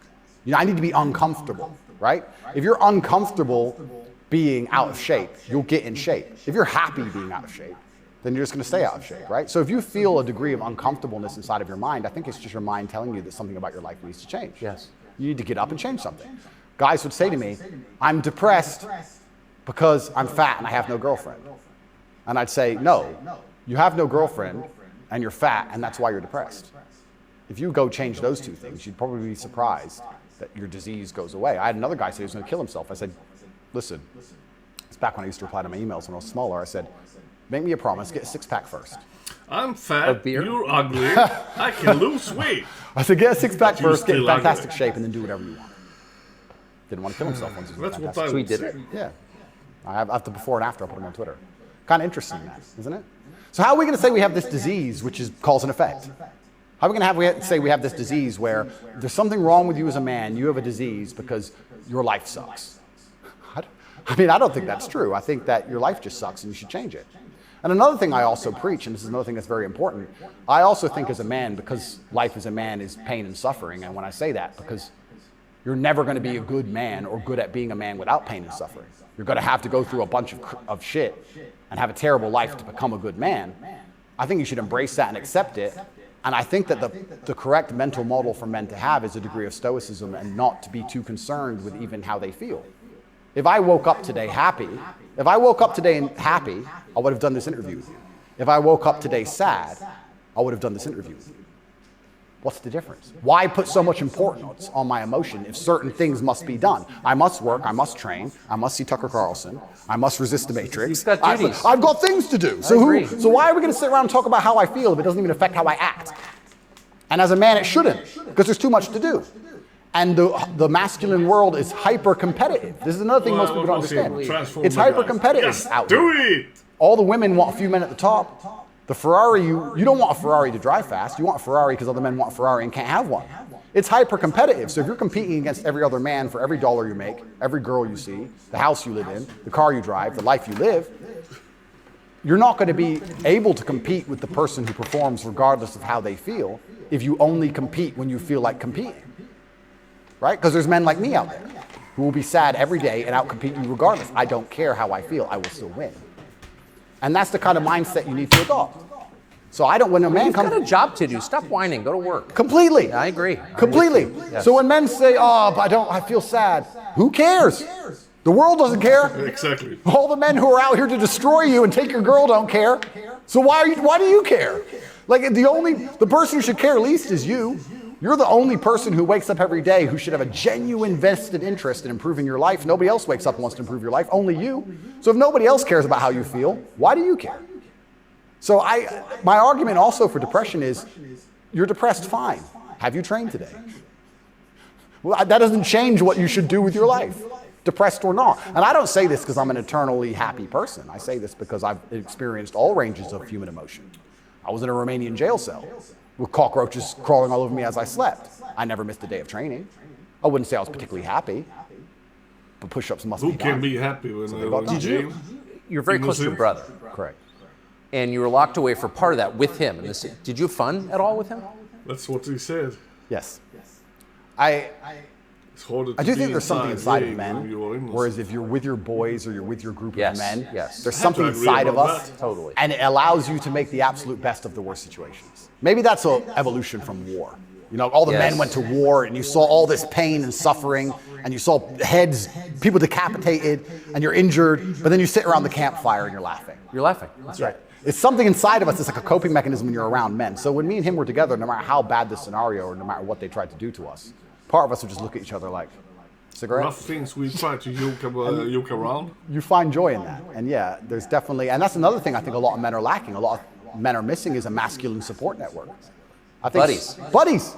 Yeah. You know, you talk to a guy and say, what was the highlight of your life? What was the best time of your life? And they'll say, college football. It's not about the football. It's about the team. Yeah. You know? And I think a lot of that's destroyed as well.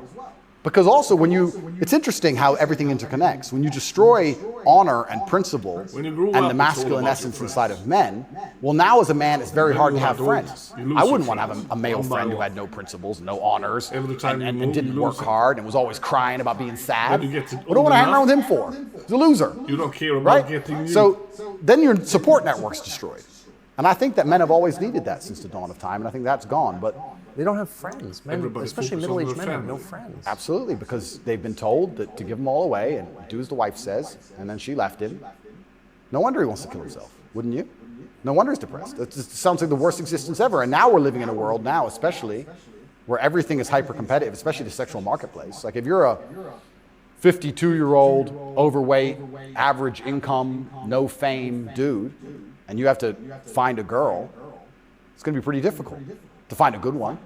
It's going to be very hard. So we're like, of course he's lonely. And his kids don't respect him. They're busy. Like, of course he's sad. Like, it's actually heartbreaking to discuss. It is heartbreaking. It's heartbreaking. But then how do you prevent that happening? Well, then you need to be a man of honor and principle and make sure that you keep your support networks and make sure that your woman does respect you. And a woman's going to respect you when she sees other men respect you. Yes. And they're only going to respect you if you respect yourself. But to respect yourself, you have to be the kind of person who says no. What do you think of porn? There's been some statistics, there's been some studies done. Most men, or less men, are having sex than ever before. I've seen that. Yeah, and What that's is that? Well, that's an extension of the fact that masculine virtue is being destroyed. That's the thing that's interesting about all these things. They psyop, especially men, they say, listen, women want a feminist man. Women want a man with no moral principle who would make sure that there's a conversation about who should fight the burglar when your house is broken into, because equal opportunities, equal rights, of course. Don't presume just because you're a man that you should defend her physically. Of course not. That makes you a bigot and a misogynist. So they convince men to adopt these virtues in ways. And of course, women, by and large, dislike them for it. So now as masculinity is plummeted, a whole bunch of men are simply not having sex anymore, and then they become addicted to porn, which is cucking, effectively. I mean, two people are having sex and you're just watching it. and it's become a Good point. I mean, and it's become a pandemic, right? So men are replacing genuine sexual relationships with just the computer screen and porn, and it's becoming a very, very big problem. And that's also exasperated by the fact that I think the sexual marketplace has become globalized. This is the thing I say to young men. A lot of men come to me with problems, and my only answer to them is masculine excellence. I say that in the world we live in today, being a normal man or below normal is going to be terrible. You have to be an exceptional man, because the sexual marketplace, especially, even if you just want to find a wife, is globalized. If you, in 1955, if you met the hot girl in the Nebraskan town, she was the hot girl in the Nebraskan town. If you meet her today, she's being offered to go to Courchevel and go skiing in France, and she's being offered to fly to Dubai, and there's millionaires who can just fly her anywhere and give her anything she wants. And who are you? Right? It's getting harder and harder as a man to even find the most basic human function of reproduction. Even to just find a woman you can reproduce with, it's becoming more and more difficult. You also couple that with the fact that they've destroyed morality in women also. So when you destroy the morality in men and you destroy how a man should act, and then you destroy how a woman should act, you're both going in the opposite direction. Most women out there are very happy to share a man who's just rich and famous, and they don't care. It's right? So if you're the normal guy, there's this rich famous guy with 30 girls. That's 29 dudes who are lonely, and they end up watching porn. And if you have a porn addiction or you have a problem with porn, you have a problem with yourself, because I guarantee if you're the kind of man you're supposed to be, you would have no time for that, and you wouldn't need it.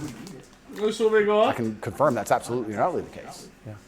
So the fact you even need porn shows there's a problem with you as a man, because if you were the kind of man you could be, and I genuinely believe that any man can become anything, then you'd have unlimited sexual options and you would have no interest in that. And I do want to make this clear to the world, because there's a bit of a misconception about my story. My father was in the military, and then he left to become a professional chess player. He was a traveling chess player. You don't make money with that. My mother and father broke up at age 9. We moved to England purely because you get more help from the state. I was raised on welfare in Marsh Farm, which is the worst area of the worst town, Newton, with the highest crime rate. I went to a school with a 4% pass rate, single mother household effectively. Started from absolutely nothing, became a kickboxing world champion. Your mother was English? English, correct. So I started at the absolute lowest echelon of life, and I would like to consider myself somewhere near the top now. I've been through absolutely every stage. So when I say to men, you can become anything you want, and my answer to you is masculine excellence, there's no other answer. I can't tell you how to rig the game and cheat the game. If we're all racing a race and I have a Ferrari and you have a Nissan, I mean, sure, you can get a bit better at driving, but you're probably going to lose. You have to get a better character to play this game of life. So that's why I preach masculine excellence, because for many of the world's problems today, porn, sexual access, being respected by your peers, making sure that your wife's going to stay with you after the children are born for a very long time, being happy, anything, it all comes down to who you are as a man. A lot of the answer, the only answer is masculine excellence. There's nothing you can do besides hard work, accept the trauma and pain and suffering, and work harder than everyone else around you worked. And that's why porn's a problem. So I will genuinely say to any man out there who finds himself loading up that website, go take a look in the mirror and realize why no one wants to fuck you. Fair. No, and I said this to guys before, if you were a girl with all the choices she has, would you choose you? Think about it. And if you're honest with yourself, a lot of these guys, if they look in the mirror and go, you know what? No, I wouldn't choose me. Work out why and do something about it. Absolute and utter self-accountability. This is something that's also missing. I take accountability for everything in my life. Even going to jail, although it was unfair, although it's a matrix attack, although it's garbage, it was my fault. I sat there and go, what did I do wrong? How can I learn from this? Where is my part to play in this? What did I do? Because my actions are what I have the most control over. I have self-accountability for everything. Bust your ass. If a woman doesn't want to sleep with me, I don't sit and say, women are this way, society's that way. I just sit and say, okay, why? What can I change?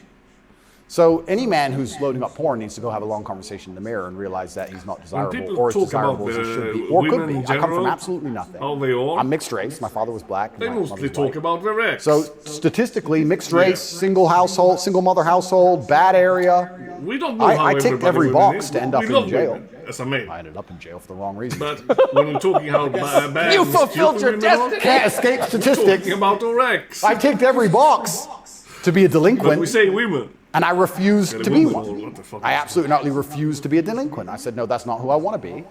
I want to be a superhero. And I know the only way to be a superhero is to, one, suffer, like Batman did, his parents died, and two, work hard. What does your mother think? My mother's exceptionally proud of me. She still worries because mothers worry. But even when we were in jail, she said, well, I know you're both strong. So, like, she knows she has men. She knows she has, that's pretty great. Yeah, of course. And I think that's what, I mean, I believe especially also, I think a man has a duty to his last name.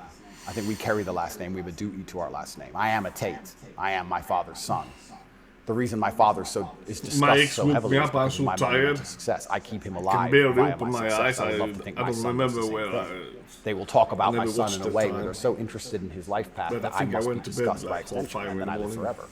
So I have a duty to Tate. I have a duty to my last name. I must perform. And this is what I said to my mother on the phone. I'm a Tate. It's fine.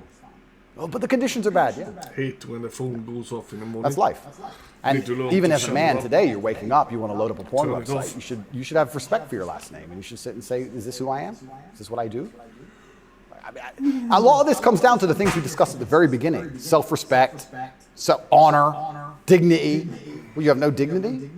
Well, I have too much dignity for that shit. And a lot of these men have no dignity, no self-respect. And it's all an extension. It extends of why they're never going to be who they could be, and also what they do to cope with that. And yeah, porn is a coping mechanism. What do you think of women? I think women are some of the most powerful people on the planet, firstly. A lot of the conversations we're having, most people don't understand that women are the gatekeepers. And women are the ultimate judges. Women are the ultimate judges, especially of sexual access, right? So when I say that maybe 40% of the letters I got in jail were from women, just love letters. Perfume on them and kiss marks. And the traditional masculine role is still respected and loved by so many women. If you were to ask the average woman on the street who hasn't lost her mind, what she wants in a man. She would like to be financially provided for, physically protected. I love women. I think they are the most powerful and precious things on the planet. They give life. But I believe that when you love a woman, you should want to protect her and provide for her and take care of her. I don't believe you love a woman by wanting to do everything she says and cucking to her. I don't believe that because I love women, I should have no standards on what I expect in a woman. I don't think loving women is sitting there going, a woman can do whatever she wants to me and I put up with it. I don't think that's loving women at all. I think loving women is saying, I'm going to be the best man I can be. And the only way I'm going to be a good man is with a degree of standard. And I'm going to be the best man I can be for you. And when I say these things, I get attacked for being a misogynist. Because Well, how is that? I think misogynist means someone who hates women. Correct, because I have conversations with women who are, let's say I've done some podcasts with women who are very promiscuous. And I've explained to them that since the dawn of human time in every single society across the planet, promiscuity in females has been frowned upon. Yes, that's true. It hasn't been frowned upon in men, but it has been in women. I explained In a big way. In a big way. In many parts of the world to this day, you can't get married if you're not a virgin. I'm not saying all women should be virgins. I was explaining to her that female promiscuity has always been hated. In every holy book, it's disliked. You've bought into this new thing the last 10 years, and you seem to think it's empowering. And I would argue that it's not empowering. And I sat there and had a conversation with this promiscuous woman, and I said to her that she's doing herself a disservice, and she's dishonoring herself, and she's never going to be happy or fulfilled jumping from bed to bed. And I was told that this makes me misogynistic because women are empowered and they can make whatever choices they want, and I'm insecure to believe that a woman who slept with 300 men is somehow changed mentally, and her ability to bond and love a man has been affected by that. But it is. That's true. Unfortunately, you're going to end up in a Romanian jail cell for being misogynist. No, I mean I love women, and so I've seen it, and that is true what you said. The thing that's interesting is that women intrinsically understand this. Yes. Because if you see a woman dislike another woman, what's the first name she calls her? Slut. It's the first thing a girl says to a girl she doesn't like. It's the biggest insult that comes to her mind is that she's promiscuous, right? So it's interesting, but I've been called a misogynist for that. And then I've been on the internet for a long time. I've made some jokes. I've made some videos, and people don't understand satire or comedy. There's one that they keep repeating. I made a joke. He said this, he Next said to my that. bed, I had a Glock, like a man If people I'm do. all. Then I had a knife next to my bed, and there was a comedic skit where it said, the girl caught me cheating, and she picked up the knife, and I slapped it out of her hand and said, you still love me? And they cut the bit out where I talked about the girl attacking me with the knife. They just took the bit where I say, slap the knife out of her hand, you're the boss, da-da-da. And he's a misogynist, and it's just taken out of context. And that's another thing that's happened to me, and I am aware of this, and like I said, I take absolute self-accountability, but the way you make jokes and make videos when you get 100 views is very different than the way you would make a joke or make a video when you get millions of views. And when they're trying their best to find, they'll look at a 4-hour video and find 3 seconds. I'll give you an example of it, where it hurt me very recently. I did a podcast where I was discussing corruption. I discussed which country I believe is the most corrupt country in the world. They start a lot of wars. And the answer to that by the person I was discussing it with is, well, you live in Romania, Romania is corrupt. I said, Romania is corrupt, correct. But I don't think there's certainly corruption, but they don't start monumental wars which end up in millions of deaths. I would argue that their corruption, because a police man stops me and I can bribe my way out of a parking ticket or a speeding ticket, is far less destructive. So we discussed this at length for hours. They cut out the bit where I said Romania is corrupt and showed it to the judge. They kept me in jail. So, and that's my problem in a nutshell. Long format content. You'll find a little bit, edit it up, and try and attack me with it. And that's where this whole misogynistic things come from. It's either from me arguing with promiscuous women on podcasts designed for promiscuous women to argue their point, and I destroy them so flawlessly that I'm a bad person, or something taken out of context. And it's insane because, like I said, the amount of support I get from women is actually monumental. The amount of mothers who write to me and say that their son's doing better than ever. The amount of women who write to me and say that their boyfriend's doing better than ever. the amount of women who love me and just want to meet me. This idea that I'm hated by women is probably the biggest lie about this whole story. I don't want to brag, but I can assure the world that's absolutely not true. I had thousands of letters of support from women. In fact, there was one girl, never met her, she would play love songs from her car outside the jail. So she'd put the music on and play love songs. And I managed to tweet out via my cousin the songs I wanted to listen to. Whitesnake, Is This Love? And she'd play them for me. Never met her. Don't know who she is. So you're in a Romanian prison cell requesting Whitesnake on the radio in the car outside. Correct. And some girl would pull up and put kind of a surreal moment. Put her speakers on full and play me my love songs for a good 3 or 4 minutes before the police would come and make her move. I got a song a day. But yeah, this idea that I'm universally hated by women is insanity. That's fucking cool. So you said you're mixed race. Your dad was black. Your mom was white English. It's not black enough to get the benefits. Race conversation in the United States. I think it's deliberately, they're trying to put fuel on the fire and they're deliberately trying to accelerate division. This is what I believe. I think that if a black billionaire and a white billionaire meet somewhere, I don't think there's much conversation about race. I don't think. I don't think there's any racism.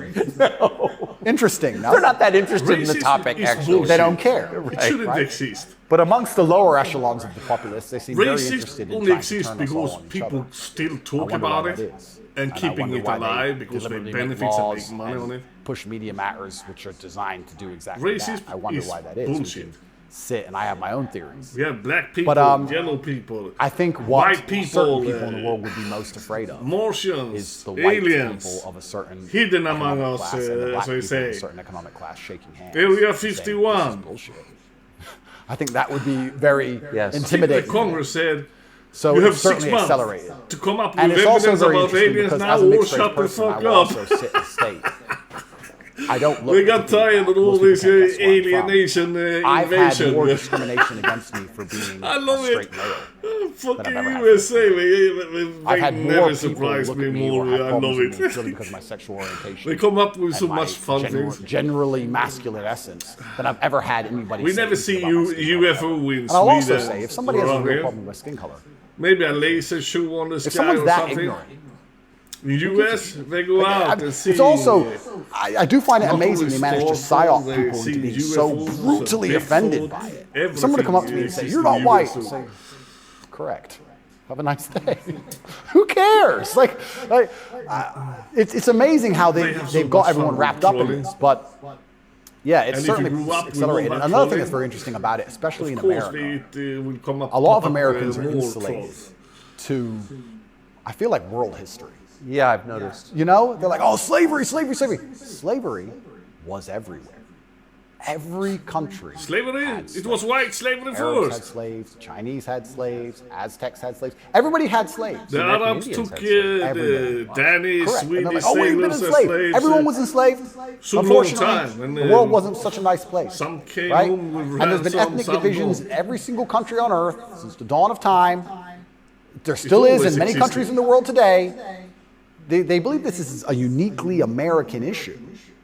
And I would strongly argue that one, it's completely and utterly not. And two, I think that if you are black, white, Asian, I think if you stand up, self-respect, work hard, try your best, turn up on time, firm handshake, don't make excuses for anything, don't look for an easy way out, no matter what your skin color is, in America or England or any other Western nation, I think you can be extremely successful. I don't think anything's stopping you. That's People not the are not message you educated get from, say, enough. Kamala They don't Harris, know who's also history. mixed race. Her dad was Jamaican, her mom was Indian. Yeah. But race is really at the center of her identity and her politics. What do you make of, say, Kamala Harris? Well, let's look at why they purport the idea that depression is so powerful and that you can just catch it from the sky and now you're permanently depressed no matter what happens to you and there's nothing you can do about it and you can't improve your life. and you can't Depression, be a better person, the government make It's it. that making it self-limiting belief. I think by also pushing this racism argument, it's also very much the same thing. I think if you adopt that mindset, if you wake up and you're a particular color, you're purple, and you believe purple people can't make it, How can you be what's your chance of depressed making if it? you have Zero. Kids. Yeah. Right? So that's what's so destructive about it. You have to This do is what what I'll you even do. argue when I argue this point with people and they try and say, oh, but this happens, Doesn't and they matter pull out if these you're statistics and all this fat garbage or from the Matrix. I skinny say, or listen, poor or even rich. even what if you the do. world's racist against purple people, the best thing you can As the do is be situation such an is, exceptional purple person that they need you they need you. The only answer is hard work. The only answer is self-accountability, masculine essence, honor, dignity, making your ancestors proud of you because you hold the same last name as them. The answer is the same regardless anyway. But when people like Kamala are pushing this racism agenda, they're trying to say to people effectively, you'll never be anything, and you don't stand a chance of ever being anything. And I think that that makes people who aren't anything feel a little bit better about themselves. It's cope. And that's the only fans she has left, are losers who she's told it's okay to be a loser because there's no way you could have not been a loser. And I will argue you could have been something a lot more than that. And you shouldn't listen to If you anybody. feel like who a tells you not loser, to be you a just loser. have Someone to bad come to me and friends. say, Andrew, you're mixed race, you're from a single mother household, you're never going to be rich. I'll say, watch me. I don't believe you. I don't believe you. Who are you? So Let's not do your thing. everything she's saying is Things one, works out. wrong. Two, it's destructive to believe in. Three, I think it's her last hope at having any kind of fan at all because she's largely incompetent. I don't think I've ever heard her put a compendious, coherent sentence together. And perhaps also, maybe that's the reason why she leans so heavily on race, because she's not impressive or competent, so she can say, oh, but I'm this color and I did it, instead of actually talking about how good of a job she's doing. Because if you have to discuss that part of her career, or that part of her current life path, I think she'd be in a lot of trouble. I want to show you video of Joe Biden's challenger for the Democratic primary, Robert F. Kennedy Jr.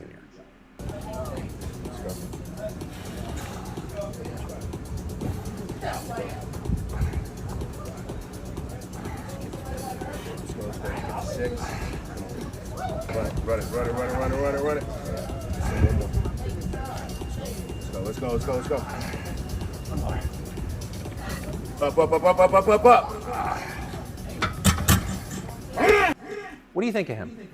I think a strong body is a strong mind. I don't think there's anything wrong with a man exercising up until the age he dies. Why wouldn't he? I think that the bottom line of masculinity since the dawn of human time has been a propensity and a capability for violence. I think that's what makes a man a man. I don't see any possible negative connotation with being in good physical shape. I think that's a fantastic way to show discipline, which is very important in any man who's important, especially a world leader. In fact, I love the idea of an elected world leader being in fantastic physical shape. I think it shows that they're a motivated, disciplined person, and I have a lot of respect for him for that. And I think that in the military, we make it mandatory, right? To be in fantastic physical condition. Yes. Yes, but So why wouldn't we have it Support mandatory is for free, people who are in charge of the entire world? I think it's fantastic. The President of the United States seems to be failing physically. What, as you look back at the country whose passport Is you that a hold, skunk? at the president, what's your reaction? Well, sometimes, and it's not very often, I consider myself ignorant, but I feel like there must be some magic I missed, because wasn't he the most voted for president in history? Oh yeah, billions of votes. Yeah, there must be some magic I just can't detect, Tucker. I don't want to. More than Barack Obama. 81 million votes. It's insane. And I mean, Barack, yeah, sure, he was very intelligent, articulate. Yep. He was concise and compendious with his ideas. He Yes. could make you understand how he thinks. Yes. But Joe must be better in some way. I can't seem to see how, and I guess the fault is with me. I don't know what to say about that one. It's one of those lies that's so ridiculous that you're just like, okay. He got more votes than Barack Obama. Shut up, he did. Shut up. Excuse me. I want to get your take. This is sort of small ball, but I think it tells you something about a larger trend in the United States. This is a state senator from the state of Wisconsin in a public hearing recently saying, in a discussion on a crime bill, fuck the suburbs. Here she is. Fuck the suburbs. Because they don't know a goddamn thing about how life is in the city. What is that? There's a hostility there. Where does that come from? That comes from being a perpetual victim. That comes from being told that everything that's happening to her is not her fault, and she has no self-accountability. Even though she's managed to become a senator, somehow she's still oppressed. And that means that everyone else who looks like her is also completely and utterly oppressed. And anybody who has a slightly better life in any way is, by extension, a bad person because they weren't oppressed. Yes. And that's where the hate comes from. The division's put there by these mindsets which are being supported by the people in charge of the world, convincing you that you have no control at all over your own life. And that's why she's so resentful towards people who have done well in life. Not even as well as her. I would also argue, perhaps I'm incorrect, that she probably lives in a suburb. Of course she does. So she's a hypocrite on top of that. Yeah. But hypocrites are, the fantastic thing about being a hypocrite is if you're a hypocrite with a little bit of power or influence, you're allowed to be a hypocrite because you're spreading information on the larger problem. In fact, this is actually interesting. One of my funnest things, I'm going to announce this here on your show for everyone to know, this is a world exclusive. I want to become a climate change activist. Because when I was younger, people would say, what do you want to be when you grow up? Do you want to be a fireman? Do you want to be Batman, etc.? And I wasn't sure what would really happen. Now I'm ultra wealthy and I fly around on private jets all the time. I think that now is the time for me to become one of those hypocritical climate change. 100%. It's going to be super fun. Well, as your carbon footprint grows, your concern about carbon footprints grows. Absolutely. Eat the bugs. Sell your car. How dare you eat meat? On my jet, of course, I have meat, but I'm allowed to be a hypocrite because I'm spreading awareness for the overall problem. It's for the greater good. It's for the greater good. I have to get to the climate change activist meetings. So, which happened to be in Switzerland, I noticed. of course. So, although I'm flying on, well, before this arrest. They're never in New Jersey. Never. So before this arrest, I was on about 3 or 4 jets a week. But every single time I was flying on my private plane, I was extremely concerned about the carbon footprint. Of course you were. And so I am now a climate change activist. I just want to let the whole world know. Because once you get to a certain level of power of influence, you're absolutely not really allowed to be a complete hypocrite. So you're allowed to live in the suburb and then tell everyone, fuck the suburbs, and pretend that you're oppressed when you're a senator of the most powerful nation on the planet.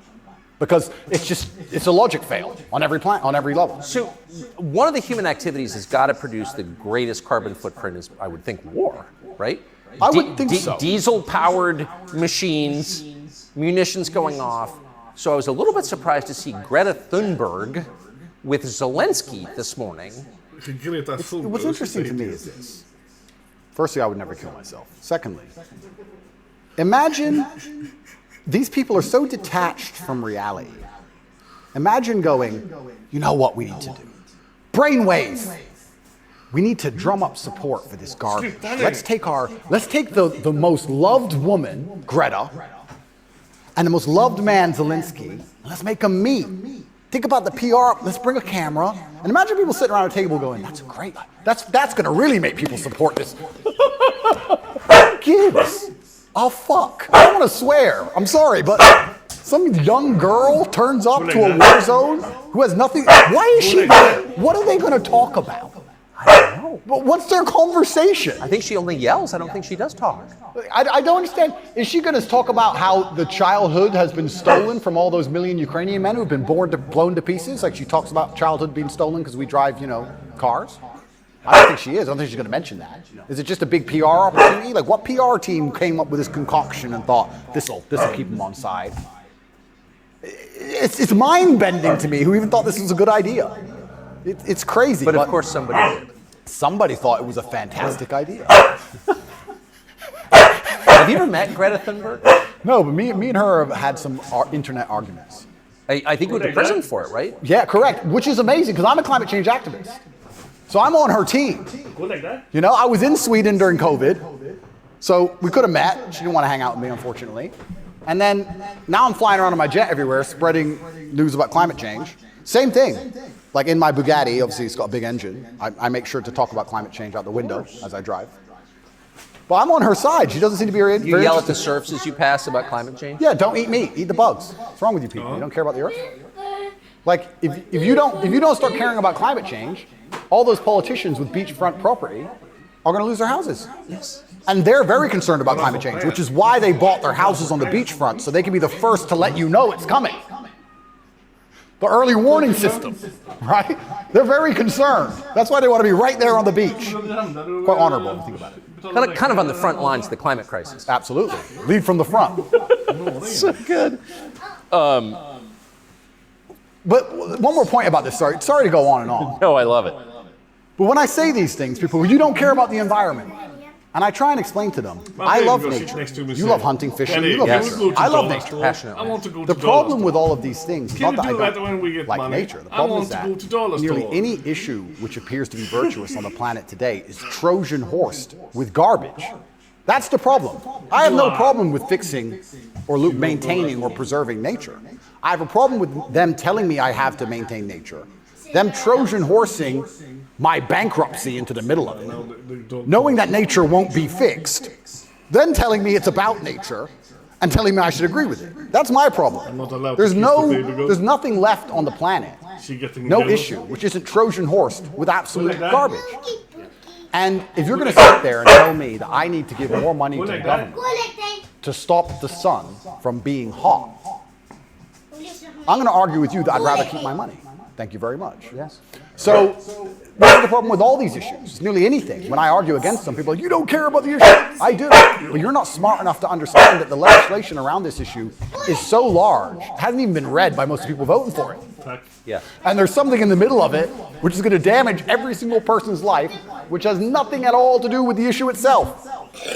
And most people don't understand that. They co-opt people's best instincts, their love of nature, which is a virtue, of course, Yep. their love of their neighbors during COVID. Don't you care about your neighbors? Oh, Well, completely. Of course you do. And your grandparents? I revere my grandparents. Of course. And you're a bad person if you resist. I was a terrible person for going to Sweden. You're a very bad person. You don't care about anyone else. And that's how they do. It's weaponized virtue. And my opposers, every They have single so virtuous many thing that comes out of their small mouth is things, never that from a he's place of bringing virtue. up, It's from a place of hate. It's I saw the weaponized. clip yesterday. When And also, he and I don't talk destroyed about the- this very often, but people can go right now to president candidate TATEpledge.com. by one question. I donate $25 million a When he year just to answered, feeding children in war-torn countries, especially in the Islamic world, He because said- that's where all the war is. But where is your Nobody ever mentions concern that, about, Nobody mentions any of the charitable work I do. Nobody Nobody mentions any of the lives I save. Nobody Ukraine? mentions any of the people who support me. They don't mention anything at all. The candidates They say, just come along and say, you're a bad person. That And I is say, well, if not I'm a on bad my- person, let's my talk about the things you've concern. done to genuinely benefit humanity. so you don't besides care sit on about Twitter and talk USA shit. and is running for Have you ever done president. anything for anybody ever? Are you capable of doing Nej, anything? han intervjuar. Because the things that make me a bad person, right? You don't like me for my principles and the fact I stand up for myself and the fact I have parameters and I say no, everything you hate about me. Those are the things that allow me to even do good in the world. Alla räkningar. If I was like you, mush, goo, I couldn't even help anyone. If you had to Yeah, I help think he someone messed up today, his career, how could you even do it? You're broke and you're lazy and you're stupid. You can't even enlighten anybody. You can just spread hate. How is that helping the world? Någonting igår. Det handlar These om people are a net negative. Genuinely. Björk mamma, du And borde- that's what's so crazy about being attacked for your morality, like I'm being now. And when you're a good person in general, they attack your morality. Because the people who are attacking you are absolutely and utterly immoral. The ultimate hypocriticism. Ultimate. Even more than my private jet climate change stance. So it's certainly unique. I do like to believe, though, we're entering a new stage of consciousness. I do like to believe, at least from 10 to 15 years ago, more people are, I think COVID woke some people up. I do like to believe the MSM credibility is tanking in real time. Trump helped I massively. tell her, Fake I'm news. not supposed to eat chocolate. 2 words. And she said, Before Trump, yes, when did you ever hear you fake can news? eat sugar-free chocolate. I didn't really hear it that often. But don't Fake exist. news, fake news, fake news. And he did a fantastic job of that, and he's starting to wake people up. So I'd like to believe there's a degree of us winning, but I just want to make it very clear to the people who attack me and the people who attack anybody who stands up for what they believe in. A lot of their virtue signaling is just hate peddling. And when they can't call you unsuccessful and they can't call you stupid, they have to find a way to hurt you, and the only way they can do that is to say you're a bad person. I've noticed. yes, She's I gonna be have. my podcast So here's co-worker Joe when Biden she's growing up. expressing his gonna concern be about the how Putin is doing in the main war in head. Iraq. She's gonna be, yeah. It's hard to tell, but he's clearly losing the war in Iraq. He's losing the war at home. And he has become a bit of a pariah around the world. Do you think Putin is losing the war in Iraq? I don't think he's losing the war in Iraq. I don't think he's fighting the war in Iraq. Okay. He also said he's losing the war at home. Better I she's don't think he's talking fighting on in me. Russia, and I'm also not sure he's losing. So it's a pretty interesting statement on many levels. It's scary. You know, it's a joke, but it's scary. Because I would never kill The myself. remote But control to I think the reason he was put into Yellow office is Sport. because he's incompetent. Yes. Because that makes him easy to control and influence. That's what's most scary. It's not scary that he's become incompetent in office. It's that they look at him and goes, that's who he Den is. går upp då. That guy. That's what's most scary to me. Does it surprise you that the weakest president is also the most destructive? Weak men are always destructive. Because hurt people hurt people.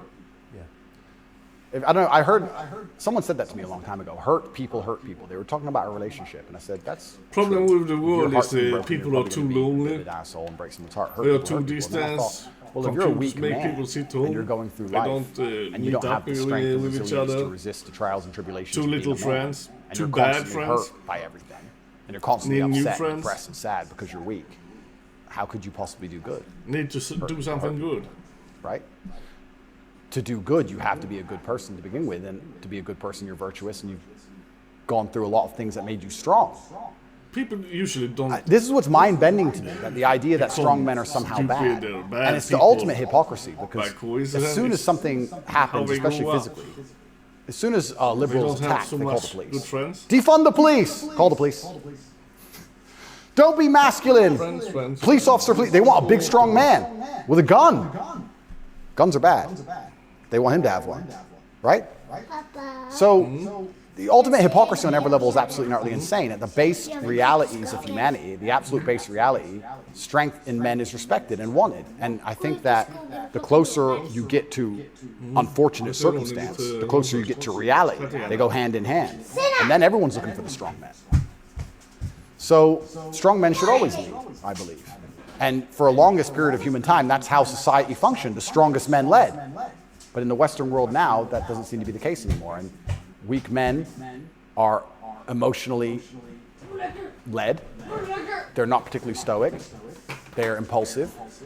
And I would say that the most heinous acts, perhaps, that happen in modern society today are purported and committed by weak men. I don't think a school shooter is a strong man. I think it's a weak man. I think it's a man who's been picked on, got butt hurt, is upset. Girls don't like him. Never learned any emotional control. He's the kind of person who does exactly what the TV tells him to do. Act out your feelings. Cry when you want to cry. Well, now he's angry, so now what? You told him to act out his feelings. What do you expect him to do? I think that weak men do the worst things. I think weak men hurt women. Nej. I think weak men rob stores because they don't want to wake up and work hard and go to work and do it the honorable way. It's a weak man who goes and steals. It's a weak man who beats the shit out of a girl. It's a weak man who shoots up a school. This is all weak men stuff. And society as a whole is telling men to be weaker and weaker, saying it's somehow the solution to everything because being a man is toxically masculine. Being a strong man is bad. It's toxically masculine. To be a good man, you have to be a very weak one. Well, look at the most heinous acts that are committed in society. Show me a strong, honorable, virtuous man of principle who's doing any of this stuff. So weak men commit the atrocities in this world. Absolutely they do. And Yes. it's weak men who also attack anybody of virtue. Because I think when you're weak, you're intrinsically unhappy.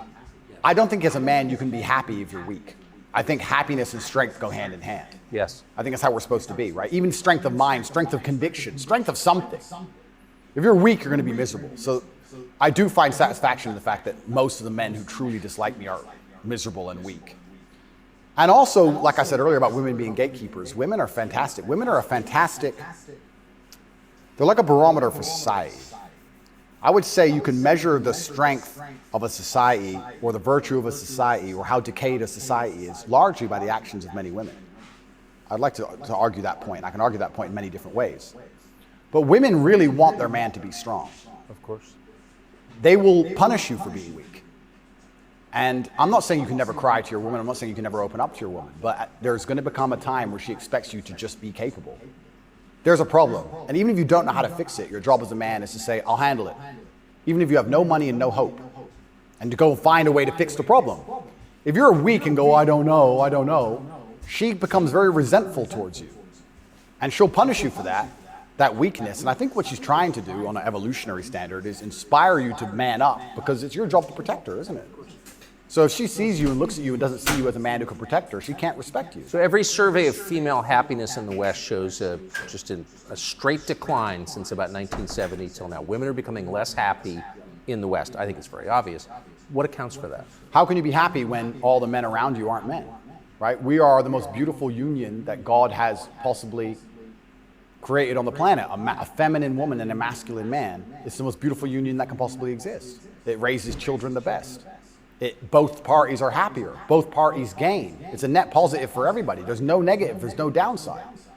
But if you destroy one side of the equation, then the other side is going to be completely and utterly miserable and unhappy.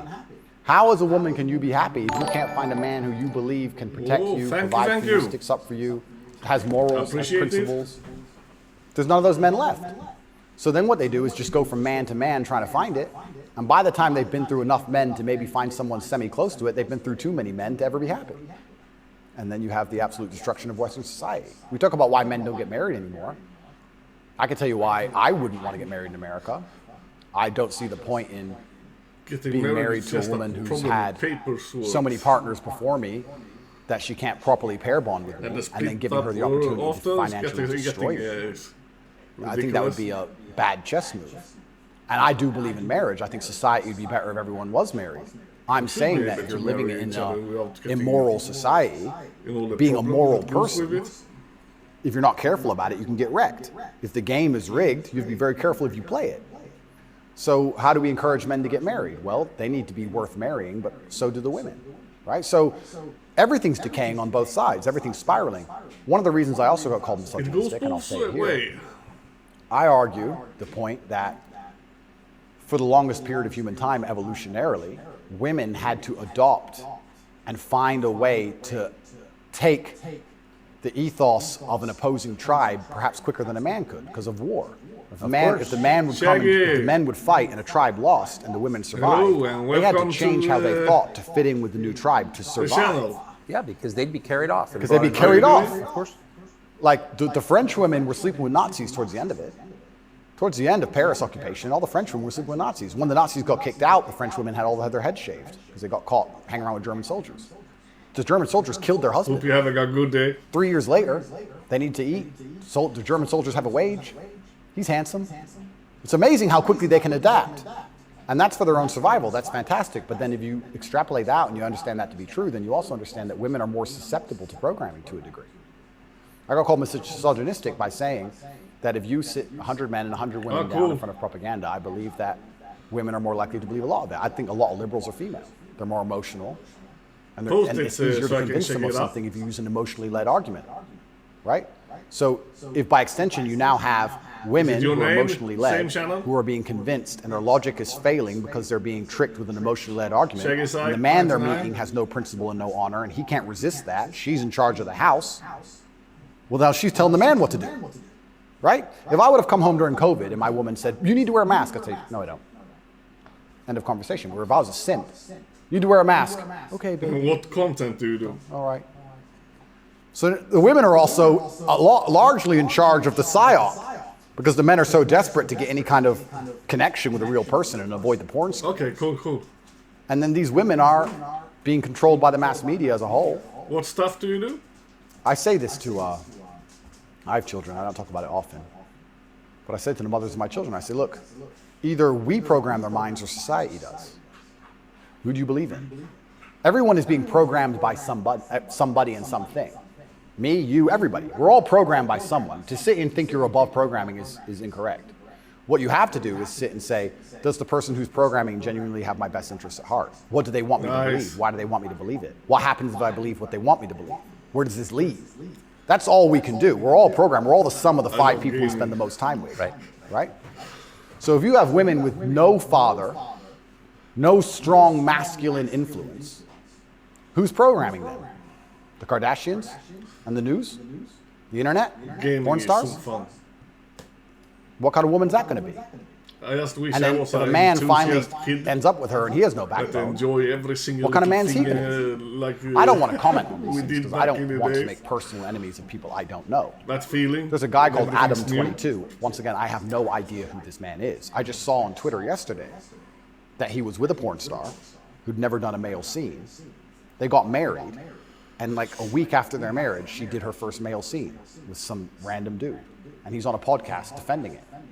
Did his wife have sex with somebody else? Correct. Why? Like, this is the level you can, but this is what the Matrix wants from you as a man. They want the woman in charge. and the man below with no backbone, because if the woman's in charge, they can emotionally affect her. They can scare her. You can scare a woman easier than you can scare a man. A man. A real man's hard to scare. A woman you can make afraid of the vaccine, right? Be afraid, COVID, be scared. If she's in charge of the household, I would argue in nearly any household where the female was dominant, everyone's vaccinated. I would argue that point hard. Of course. Maybe I'm wrong, but I would argue it. I don't have the statistics. It's just logic to me. So, talk about women being unhappy. What's actually interesting about the female mind, once again, they're going to call me a misogynist, is that when you're an emotionally led person, you're more prone to chaos. It takes real stoicism to lead. So why are these women unhappy? Because no one's leading them. No fathers, no men of no backbone, no man they respect. So they're relying on society, which is promoting chaos, and their own mental state. Women will say all the time, oh, my period was coming up, so I was crazy. Like, they'll say that themselves. So without any kind of hard rock of emotional security, to give her a hug and say, don't worry, babe, calm down, it's okay. When you have no hard rock of emotional security and you leave her to her own devices, she's going to be to a degree chaotic. And you know who told me this? A woman said this to me. A woman said this to me. A woman said, most women are closer to a mental breakdown than you possibly believe, day by day. I was like, really? She goes, yeah, and that's what I love about my husband. He makes me feel happy and secure and safe. If I'm starting to have a problem, I know I go to him and he makes me feel safe. He's my rock. There's a woman said this to me a long time ago. So why are women miserable? Because where are they going to get their happiness from? Where are they going to get their emotional stability from? It's not their job. I don't believe it's a woman's job to be emotionally stable. It's a woman's job to do many other very important things that men can't do. More important. They're better than men at a lot of things, women are. But it's our job to be emotionally stable. Women are better than us at certain things. We're better at other things. And that's why as a team we're so powerful. To sit and pretend we're all the same the whole way through, then why do we even need each other anymore? Well, I don't think we do. Exactly it. And this is why we have birth rates declining, porn, women who are running around sharing one man with no intention of having children, marriage is gone. Like, where do we think this is going to end? And what's interesting about Well, it ends with the training thing, right? Well, yeah, that's the ultimate. No, I'm serious though. If there's no, scrambling the idea of the gender binary, of sex differences, like that is kind of the end point, isn't it? Well, the end point is, yeah, men are the same as women, so it doesn't even matter. Right. I can be a woman today, be a man tomorrow. None of it matters anymore. I also think a large part of this transsexual movement, I think a large part of it is a deliberate attack on us and our senses because they're trying to convince us to ignore our eyes. I do believe that is a bottom line. I think the bottom line of slavery are your own senses. Like, no matter what I'm told, that it's cold outside, I feel warm. That's the bottom line. So once they can convince you that your senses are wrong, well then you're completely open for the slave program. Once you can look at something with your eyes and ignore your eyes, you're a prime candidate. So I think a lot of this has also something to do with that. You are gonna say that's a girl. That's what you are going to say because you have to. They should forbid and if you say it long fake enough, you'll news. think it. And if you won't, your children will because we'll tell them. When people So lie eventually, with you're gonna say it. purpose, Then it becomes true. Then you ignore your eyes. Now you believe anything, right? To the that next is thing fucking coming up whole Now you believe all the generations. people on the jets When you studying about talk climate change. with It's all an people, attack on the senses. and they think they know This is the America's truth most famous because they have ad. been listening to all the fake news. It's such an important issue. And they are totally for fucking our clueless, youth and they're getting adults. As you said, upset some of when these laws are when actually we tell extending them into adulthood. that they are wrong. We often say that gender affirming They care is actually healthcare. believe it. Gender affirming care is That's mental health pissing me care. off. And gender affirming care is That literally the suicide government prevention allow, care. Would that be your view as well? I 100% 70% agree. of the people in a country It's genuinely, I want to believe actually bullshit genuinely give my heart that they know is not true. Who falls for this crap because you're going to be so That should be miserable. illegal. When You government chop off your and genitals, take a whole bunch of chemicals. big as TV a company, teenager, it's you're gonna be it's miserable one for the thing rest of when your life. You're never going to be the person you single want to be. person You're is, never going to be accepted as that talking person. bullshit You're and never going to feel lying to happy someone. inside. If you fall for this, I don't care. I But genuinely when feel sorry. big company do it, That's the first thing I'm going to say. then they The try second thing to. I'm going to say, I find it very fool us. interesting that the I only hate it. surgery we call affirming That's dangerous. is gender surgery.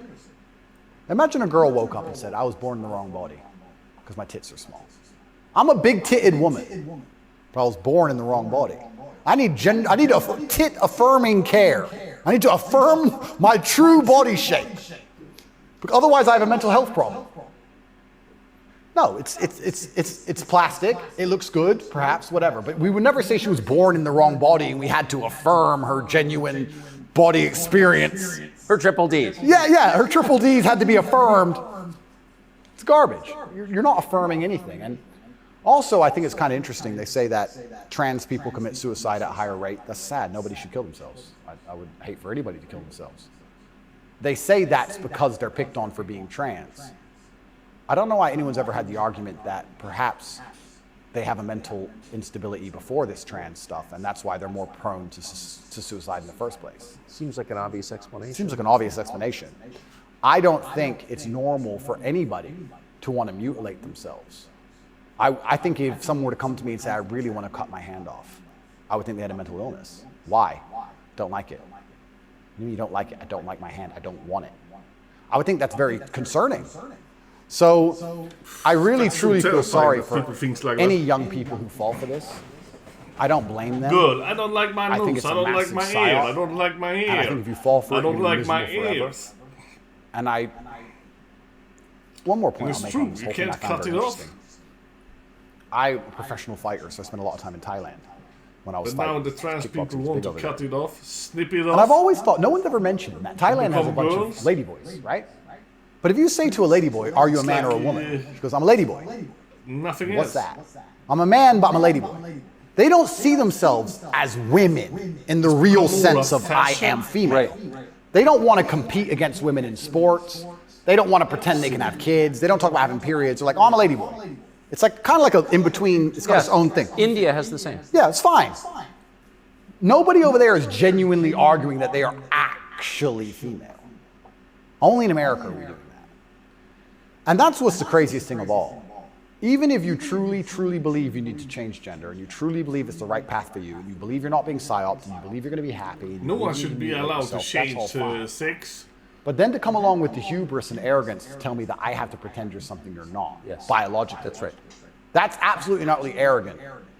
You can't tell me what I have to call you, right? I'm allowed to come to my own conclusions and opinions. And the whole point It's of so being a human stupid that is that we've gone through life long doctors enough should to be identify focused on patterns. saving Imagine life, humans didn't identify fix patterns. things. One There's person so went and got long ate by the queues lion. for that. You watch it happen. Instead of waste money then you on go for a turn. Like, no, you work out overtime. Cosmetics, Don't go stupid near the things. lion, right? If I look at a person who's 6'4", muscularly built, right, with a big jaw and a beard, my brain and my life experience tells me that's quite often a man. That's Very often it is. very often. That's the conclusion I've come to. To come along and say, no, because I've decided to do X, Y, Z, you have to ignore all of the patterns you've identified throughout your entire life and everything you believe to be true. You have to throw away all the science and your entire worldview and everything about how you view the world. You have to eject that from your brain and call me what I want to be called is extremely arrogant. And if I went through the world and said everyone had to call me King Andrew, they'd tell me, shut up. Why? If they can get called whatever they want, I should be able to get called whatever I want. I want to be King Andrew, #1 savior of Earth, climate change activist. That's what I want to be. And if anybody calls me anything else, they're a bigot. That's what we're going to do. If we're going to go down that path, I'm going to make sure that my title is good. Lord of all lands, Lord of all beasts of the land and fishes in the sea. The most honorable man who's ever lived. The fastest human alive. Who cares? Doesn't matter that I can't run fastest. It doesn't matter, Tucker. I'm the fastest human alive. You must affirm my belief. I'm the fastest man alive. Greatest man in show business. Sorry, Tucker. Best political commentator there's ever been. Let's just go down this path of insanity. Why not? Walk around with stickers on our head. Be great. Be fun. The scariest thing about all this stuff is that the world is still polarized to a degree because there's certain places in the world which are too close to baseline reality for survival, for any of this garbage to fly. Do you think you can go to Tajikistan where people are trying to eat and talk to them about gender and all this garbage? They'll be like, listen, you're a man, this needs doing. Shut up. Right? There's no time for any of that. So as the Western world is self-destructing in real time, there are places in the world where none of this crap is happening. So who's going to own the world in 100, 200 years? Like, it's still competitive to a degree. It's still bipolar. There's two sides to the world. I think that when men are men and women are women and we stop arguing about dumb shit, that society overall is more competitive. I don't know how America's going to maintain its influence over the entire planet when it's doing all this garbage. how long can this possibly last? Not long. Not long. It's like the fall of Rome. The fall of Rome, everything became decadent, endless sex and orgies. No one had enough faith in the state to join the army anymore. And people talk about barbarians destroying Rome. Rome was destroyed from the inside. That's what happens. And we're witnessing it in real time. And we have all these problems on Earth, and then they want to spend millions and millions of dollars on an investigation to prove that I'm a human trafficker for TikTok. It's clown world. It's nothing even makes sense anymore. This is a video from a recent Pride March in New York. I'm interested in your view of it.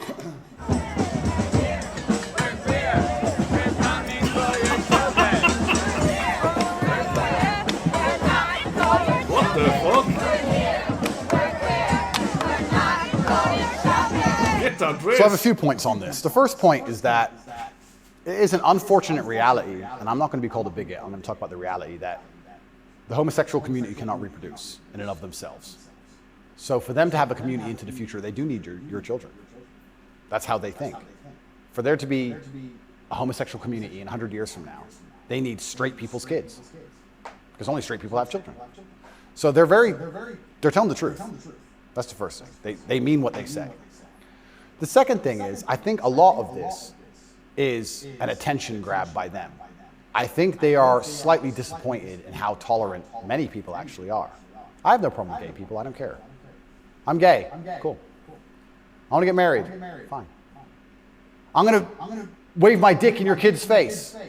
Wait. Yeah. They push it to a point where we have to react. And then when we react, they say we're bigoted. Children are innocent, and destruction of innocence is one of the most disgusting things on the face of the planet. It's terrible if a child is killed in a war. It's terrible if a child's mind is warped by any propaganda mechanism. They're innocent. What I don't understand is why, imagine heterosexual men walked around naked saying we're coming for the children. Well, someone gets shot. Absolutely. So why is it when For good reason. Completely. So as soon as there's this sexual orientation, they're completely protected. And I think that the whole point of having children as a whole is to instill them with your worldview. I know if I have children, I want them to be like me. We just talked about my last name and how I want them to honor me into post-death. Then I want them to be a representation of me, which means they should believe in my values and my creeds. Why is a group of people in New York walking around telling me what they're going to teach my kids and what my kids should be? They're not your kids, they're my kids. Right. And that's what's so scary, because children are impressionable, and children are raised by the state and the internet. To say that now it's like this. Which is why they want me off the internet. But they'll let a lot of people stay on the internet that say a lot about a lot of things. I'll argue that if I was transgender, the American embassy would have told Romania they were bigoted and removed me pretty quickly. Talking about, I'll genuinely argue that. I want to have a girlfriend. If it's a girl. Abusive to the LGBT community, he must be removed from jail. Of course, Because they Immediately. hear always But because I'm straight, so and they think it's heterosexual, cool it and doesn't matter. natural. We're the class that suffers the biggest Kids shouldn't be able to hear bigotry that They shouldn't have possibly the knowledge. exists in the Western world today. I would actually argue that point. Kids should be kids. But they're saying this to be deliberately provocative. Fuck, I They're hate deliberately when trying to people try upset to people. interrupt my They want to kids' upset you brain so that when you talk against it, they can with call you some, names, call you a stupid bigot. things. And also, they mean what they say, and it's truly scary. I just want them to play, have fun. I'm obviously a Muslim. I'm Islamic. What most people don't understand about a lot of the Islamic world is that a lot of these things are outlawed. They Right? don't need adults. But people say, so gay people can't go there. If you go to Dubai, you will see gay people. You can if a guy wants to be gay and do whatever he wants to do with a full-grown man in his own house, I don't care.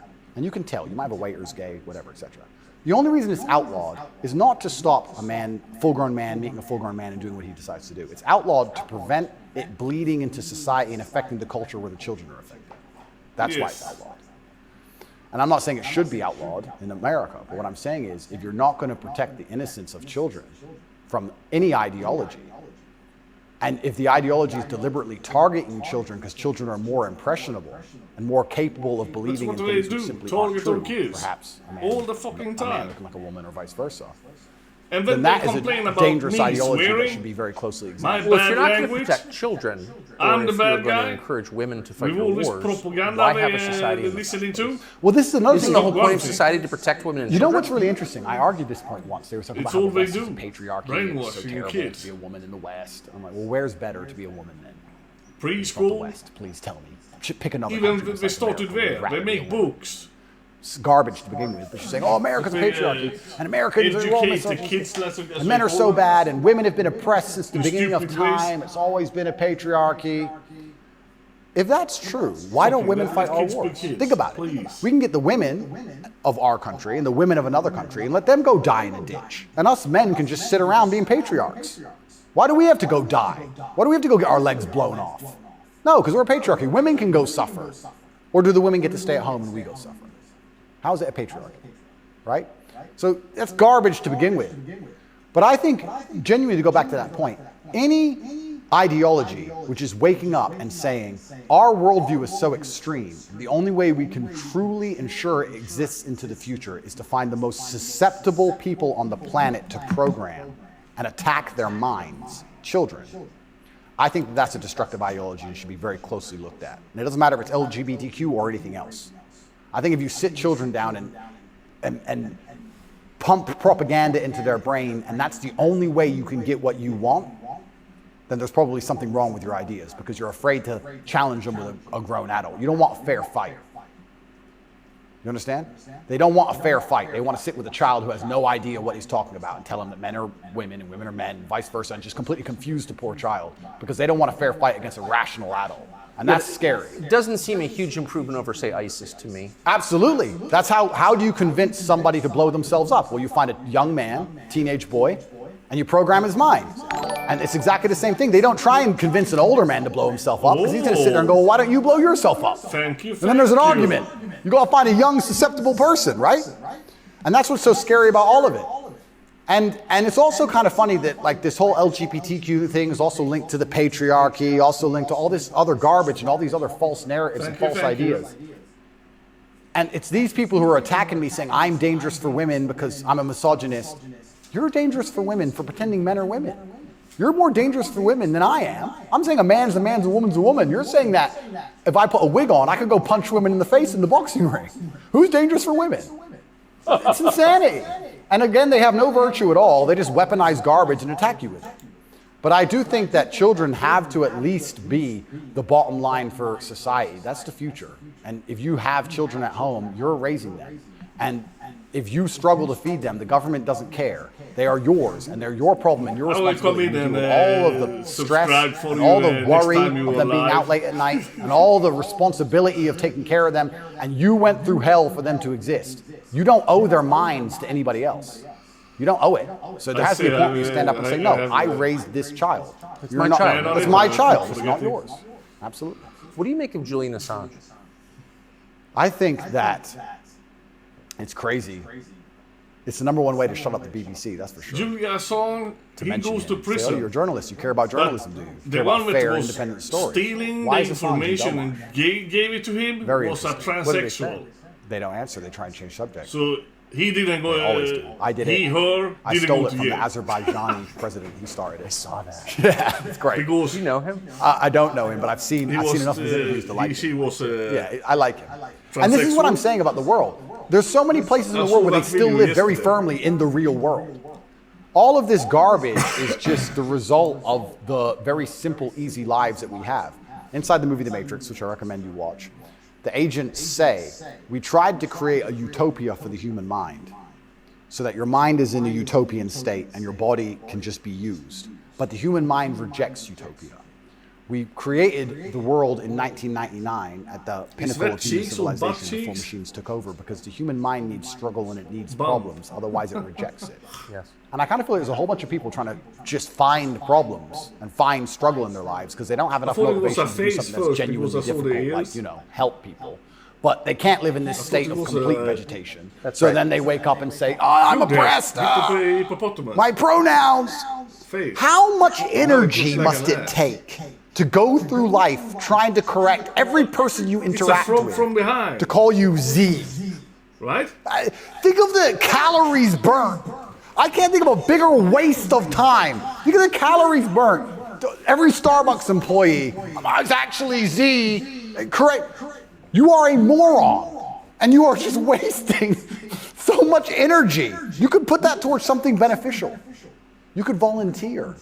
You could go to the gym. There's so much more you could do with instead of walking around and talking about Z. You sound like a dumbass. but they're just finding struggle because they don't have any actual important struggle in their lives. And that's why it only exists in the decadent West. Do you think the coming famine will change that? Absolutely. I would argue that when the famine comes, I think all these feminists will look for a strong man of resource who is stoic, who has a good network, who's capable and important and respected. It's amazing how quickly feminism disappears. In fact, there's a podcast I did called Fresh and Fit. And I did this podcast in Miami. I was arguing about gender roles with 7 when years. I was a kid, they were complaining about the they were porn telling in me that they can do anything a man can do, all the usual things, and they don't care, they don't need a man, all this garbage. And some crazy fan knocked on the door for me, and he had a gun. He knocked on the door. That's the only thing I heard about them when I was younger. When I had to go to that door. They all when it was about the porn in the go. store. Oh, the feminism's out the window. There's no feminists on the Titanic. There's no feminisms in a famine. There's no feminists at war. Where's the feminists? Go to war, right? I remember when Afghanistan, when we did that very well-planned, very thorough evacuation of Afghanistan, and all the schools that we opened for women got shut down by the Taliban. And I was having this conversation with someone, and I was saying, okay, well, you're an Afghan man, right? You've been hired by the Afghan Defense Force, and America's now left. And you have a meager wage, and America's left, and the Taliban are coming, and you're standing outside of the school with your AK, and they're coming with whatever they've got. And you're looking at the school going, do I really want girls to go to school that bad? Not really. Just put it down, you walk off. And this girl's like, yeah, but you know, it's really important. And I'm like, yeah, it is very important. I agree. Women should have education and right to education. Completely agree. But you're also saying here that men should die for it, which is fine. I'm not saying that that shouldn't be the case, but I'm saying that you should give men the respect they deserve for dying for your education. Because it's not the women who are going to defend that female school, it's the men. So if you're going to shit on men all day long and say we ain't worth anything until a war comes, and then you want us to go die? That's interesting. When the famine comes, the closer reality gets towards baseline survival, the closer we become towards our gender roles, because it's the only way we can be competitive. If you took 10 men and 10 women and stranded them on a desert island, the men would be men and the women would be women. Because if they didn't, they would die. That's the bottom line. And I think that if you look at history, since the dawn of time, men were masculine, and also men, by and large, were generally ruling the society, not in an oppressive way, but in a protective way. And I think that means that makes the society most competitive. And my argument for that is that if you name any society since the dawn of human time, men were protecting women, providing for women, and basically in charge of the society. And these are societies that never met. There can't be an idea that spread. The Ming dynasty and the Aztecs, they're pretty far away. But that's how society was most effective. And when feminists argue with me and say, we need a society run by women, so well, that's never ever happened. And if it has happened, they got destroyed so quickly they never had a history. We can't even name one. So it's a brand new idea, which I'm not saying is a bad idea. I'm saying if it's a brand new idea, you can't tell me it's going to be better because it's never been tried, ever. So we're going to see. But what happens if it doesn't work with the most powerful nation on earth? Right? So we're feminizing men and women have more and more control and more power, which is fantastic. I'm saying this is untested. Who knows where any of this is leading? And our competitors, America's competitors, are still very firm in their gender roles. So it's certainly an interesting period of history we're about to enter. It's very interesting. What's your view of tobacco? I love tobacco. So my diet is particularly strange, I've been told. I live on caffeine and nicotine. So I eat once a day. I eat dinner only. 80% of my calories come from meat. I have 10 cups of coffee a day and 3 or 4 large cigars. So I like caffeine and nicotine. I do too. Yeah, it makes me feel good. Makes me feel like my blood's on fire a little bit. Caffeine and nicotine, I think, are fantastic. But you're a health guy, obviously. I'm a health guy, but smoking is fantastic for your testosterone level, and I think that's important in a man. I think that's also important. Everybody likes coffee. Is it really? You can feel it. Oh, 100%. And I'm not saying that smoking's healthy. I'm not saying that because I also train exceptionally hard every single day. And when I was professionally fighting, I didn't smoke. But I think in general, testosterone level is a fantastic way to measure your overall health as a man. But nicotine has a positive correlation to testosterone. Absolutely, it's been proven. Yep, it's been proven repeatedly. So that's why I love nicotine so much. And then caffeine, I love to have that little bit of not jitter, but I like to feel energetic. I can vouch for that. My optimal state is hungry but energetic. That's how I get the most done. I don't like So much eating. When I missing. eat, I feel full, I feel lethargic. I like to, Totally. yeah, I like to be hungry and 1% irritable from my fifth That coffee cigarette's so bad. and a bunch of The nicotine. inside me. That's how I e-cigarette like to is so much perform. better in that case. Yeah, I think it's a good thing. And It's interesting how focused the people in the charge are regular on cigarettes, nicotine. it was so Fentanyl broad. becomes It was my really common. ex that made 100,000 me people die a quit year smoke. from She it. bought me Nobody e-cig. notices, but they're still trying to When I tried shut it down out, not just never touched tobacco, a but cigarette again, I non-tobacco was nicotine never feeling devices. the urge Yep. for a cigarette. Why? that's a really good point. We could argue it's down to testosterone level. I don't know No, if you I ever saw don't the do study anything. which linked people's testosterone level to their ability and capability Game to over. disagree with something. So they did a study which is pretty self-explanatory. The higher your testosterone level, the more likely you are to disagree with a point. And the reason for that is because, especially in older times, if you're going to disagree with something, you had to fight over it. Yeah. If you're going to say no to somebody or some tribe or some person, there's a high chance that you're going to have to fight that person. You have to defend your idea. If you don't have the propensity or the capability to defend your idea, then why would you go against the ideas of the people who are stronger than you? So reducing testosterone levels make men more compliant and more complacent because we're less likely to say no because we can't defend what we think. Why would we say you're wrong but we can't do anything about it? We might as well say, well, then you're right. Might makes right. Right. So reducing testosterone levels in men is something which I believe they're trying very hard to do. And if you read the studies, they're succeeding. Testosterone levels have gone off the edge, off the cliff. And perhaps that's why they attack smoking so heavily. I understand that smoking a If lot of men don't cigarettes have is very bad for you, testosterone, but I think everything in moderation. the And I women think would that cry. overall, I would rather smoke a few cigars today and maintain my testosterone level, which it's good for, than not. I think the benefits outweigh the Killing the negatives. dick. Couldn't agree more. And my final question is about digital currency. Yep. Do you think it's inevitable, and what would its effects be? CBDCs are inevitable, and they're scary. They're super scary because it's the final absolute realm of control. I mean, they're already removing cash from society. I think they say that just because they want to be able to Should trace be things, illegal and that's to certainly remove part of it. cash. But I also have another theory on it. I think if you have a $50 bill and I give it to the barber for my haircut, and then he goes and buys groceries with it from the grocer, and the grocer goes and gets his car washed, the $50 goes from place to place, and after 20 or 30 transactions, the $50 bill belongs to somebody and it's worth $50. Whereas if I pay by card, 1.5% goes to the bank. And then if he takes the money I've given him and pays for the groceries, 1.5% goes to the bank. And after the groceries have been paid for, when he goes to get his car washed, 1.5% goes to the bank. So after 20 or 30 transactions, the $50 is gone, the bank has it all. I think that's why they're so desperate to get rid of cash. It's interesting. CBDCs are the next level because once the money's completely digital, then they control everything you do with it. They control where it goes, but they can also control how and when it can be spent.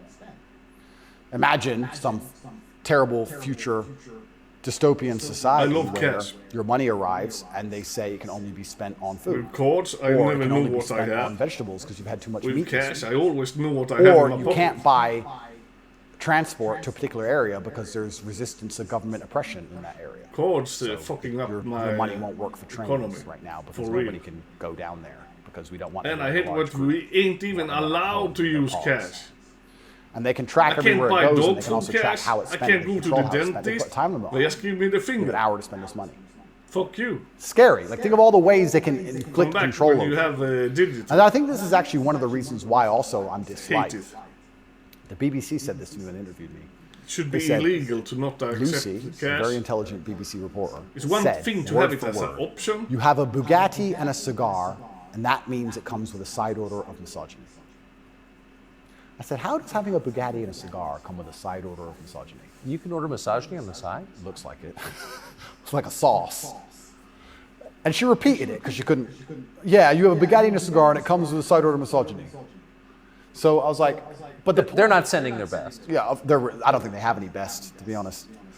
But the point they're making, what she doesn't realize she's making, because she's not smart enough, but what she wanted to say, but she couldn't say in a way which sounded negative, is financial freedom is required to a degree to resist.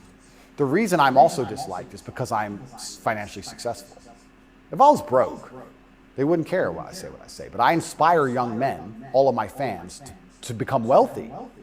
And you'd think that'd be fantastic for the society, right? He has millions of young men. He's teaching them to work hard. He's teaching them different ways money can be made. He's teaching them to be fantastic salesmen. He's helping the society. No, because if you have a whole bunch of money, then you can sit and say, no, I don't need your wage. That's bullshit.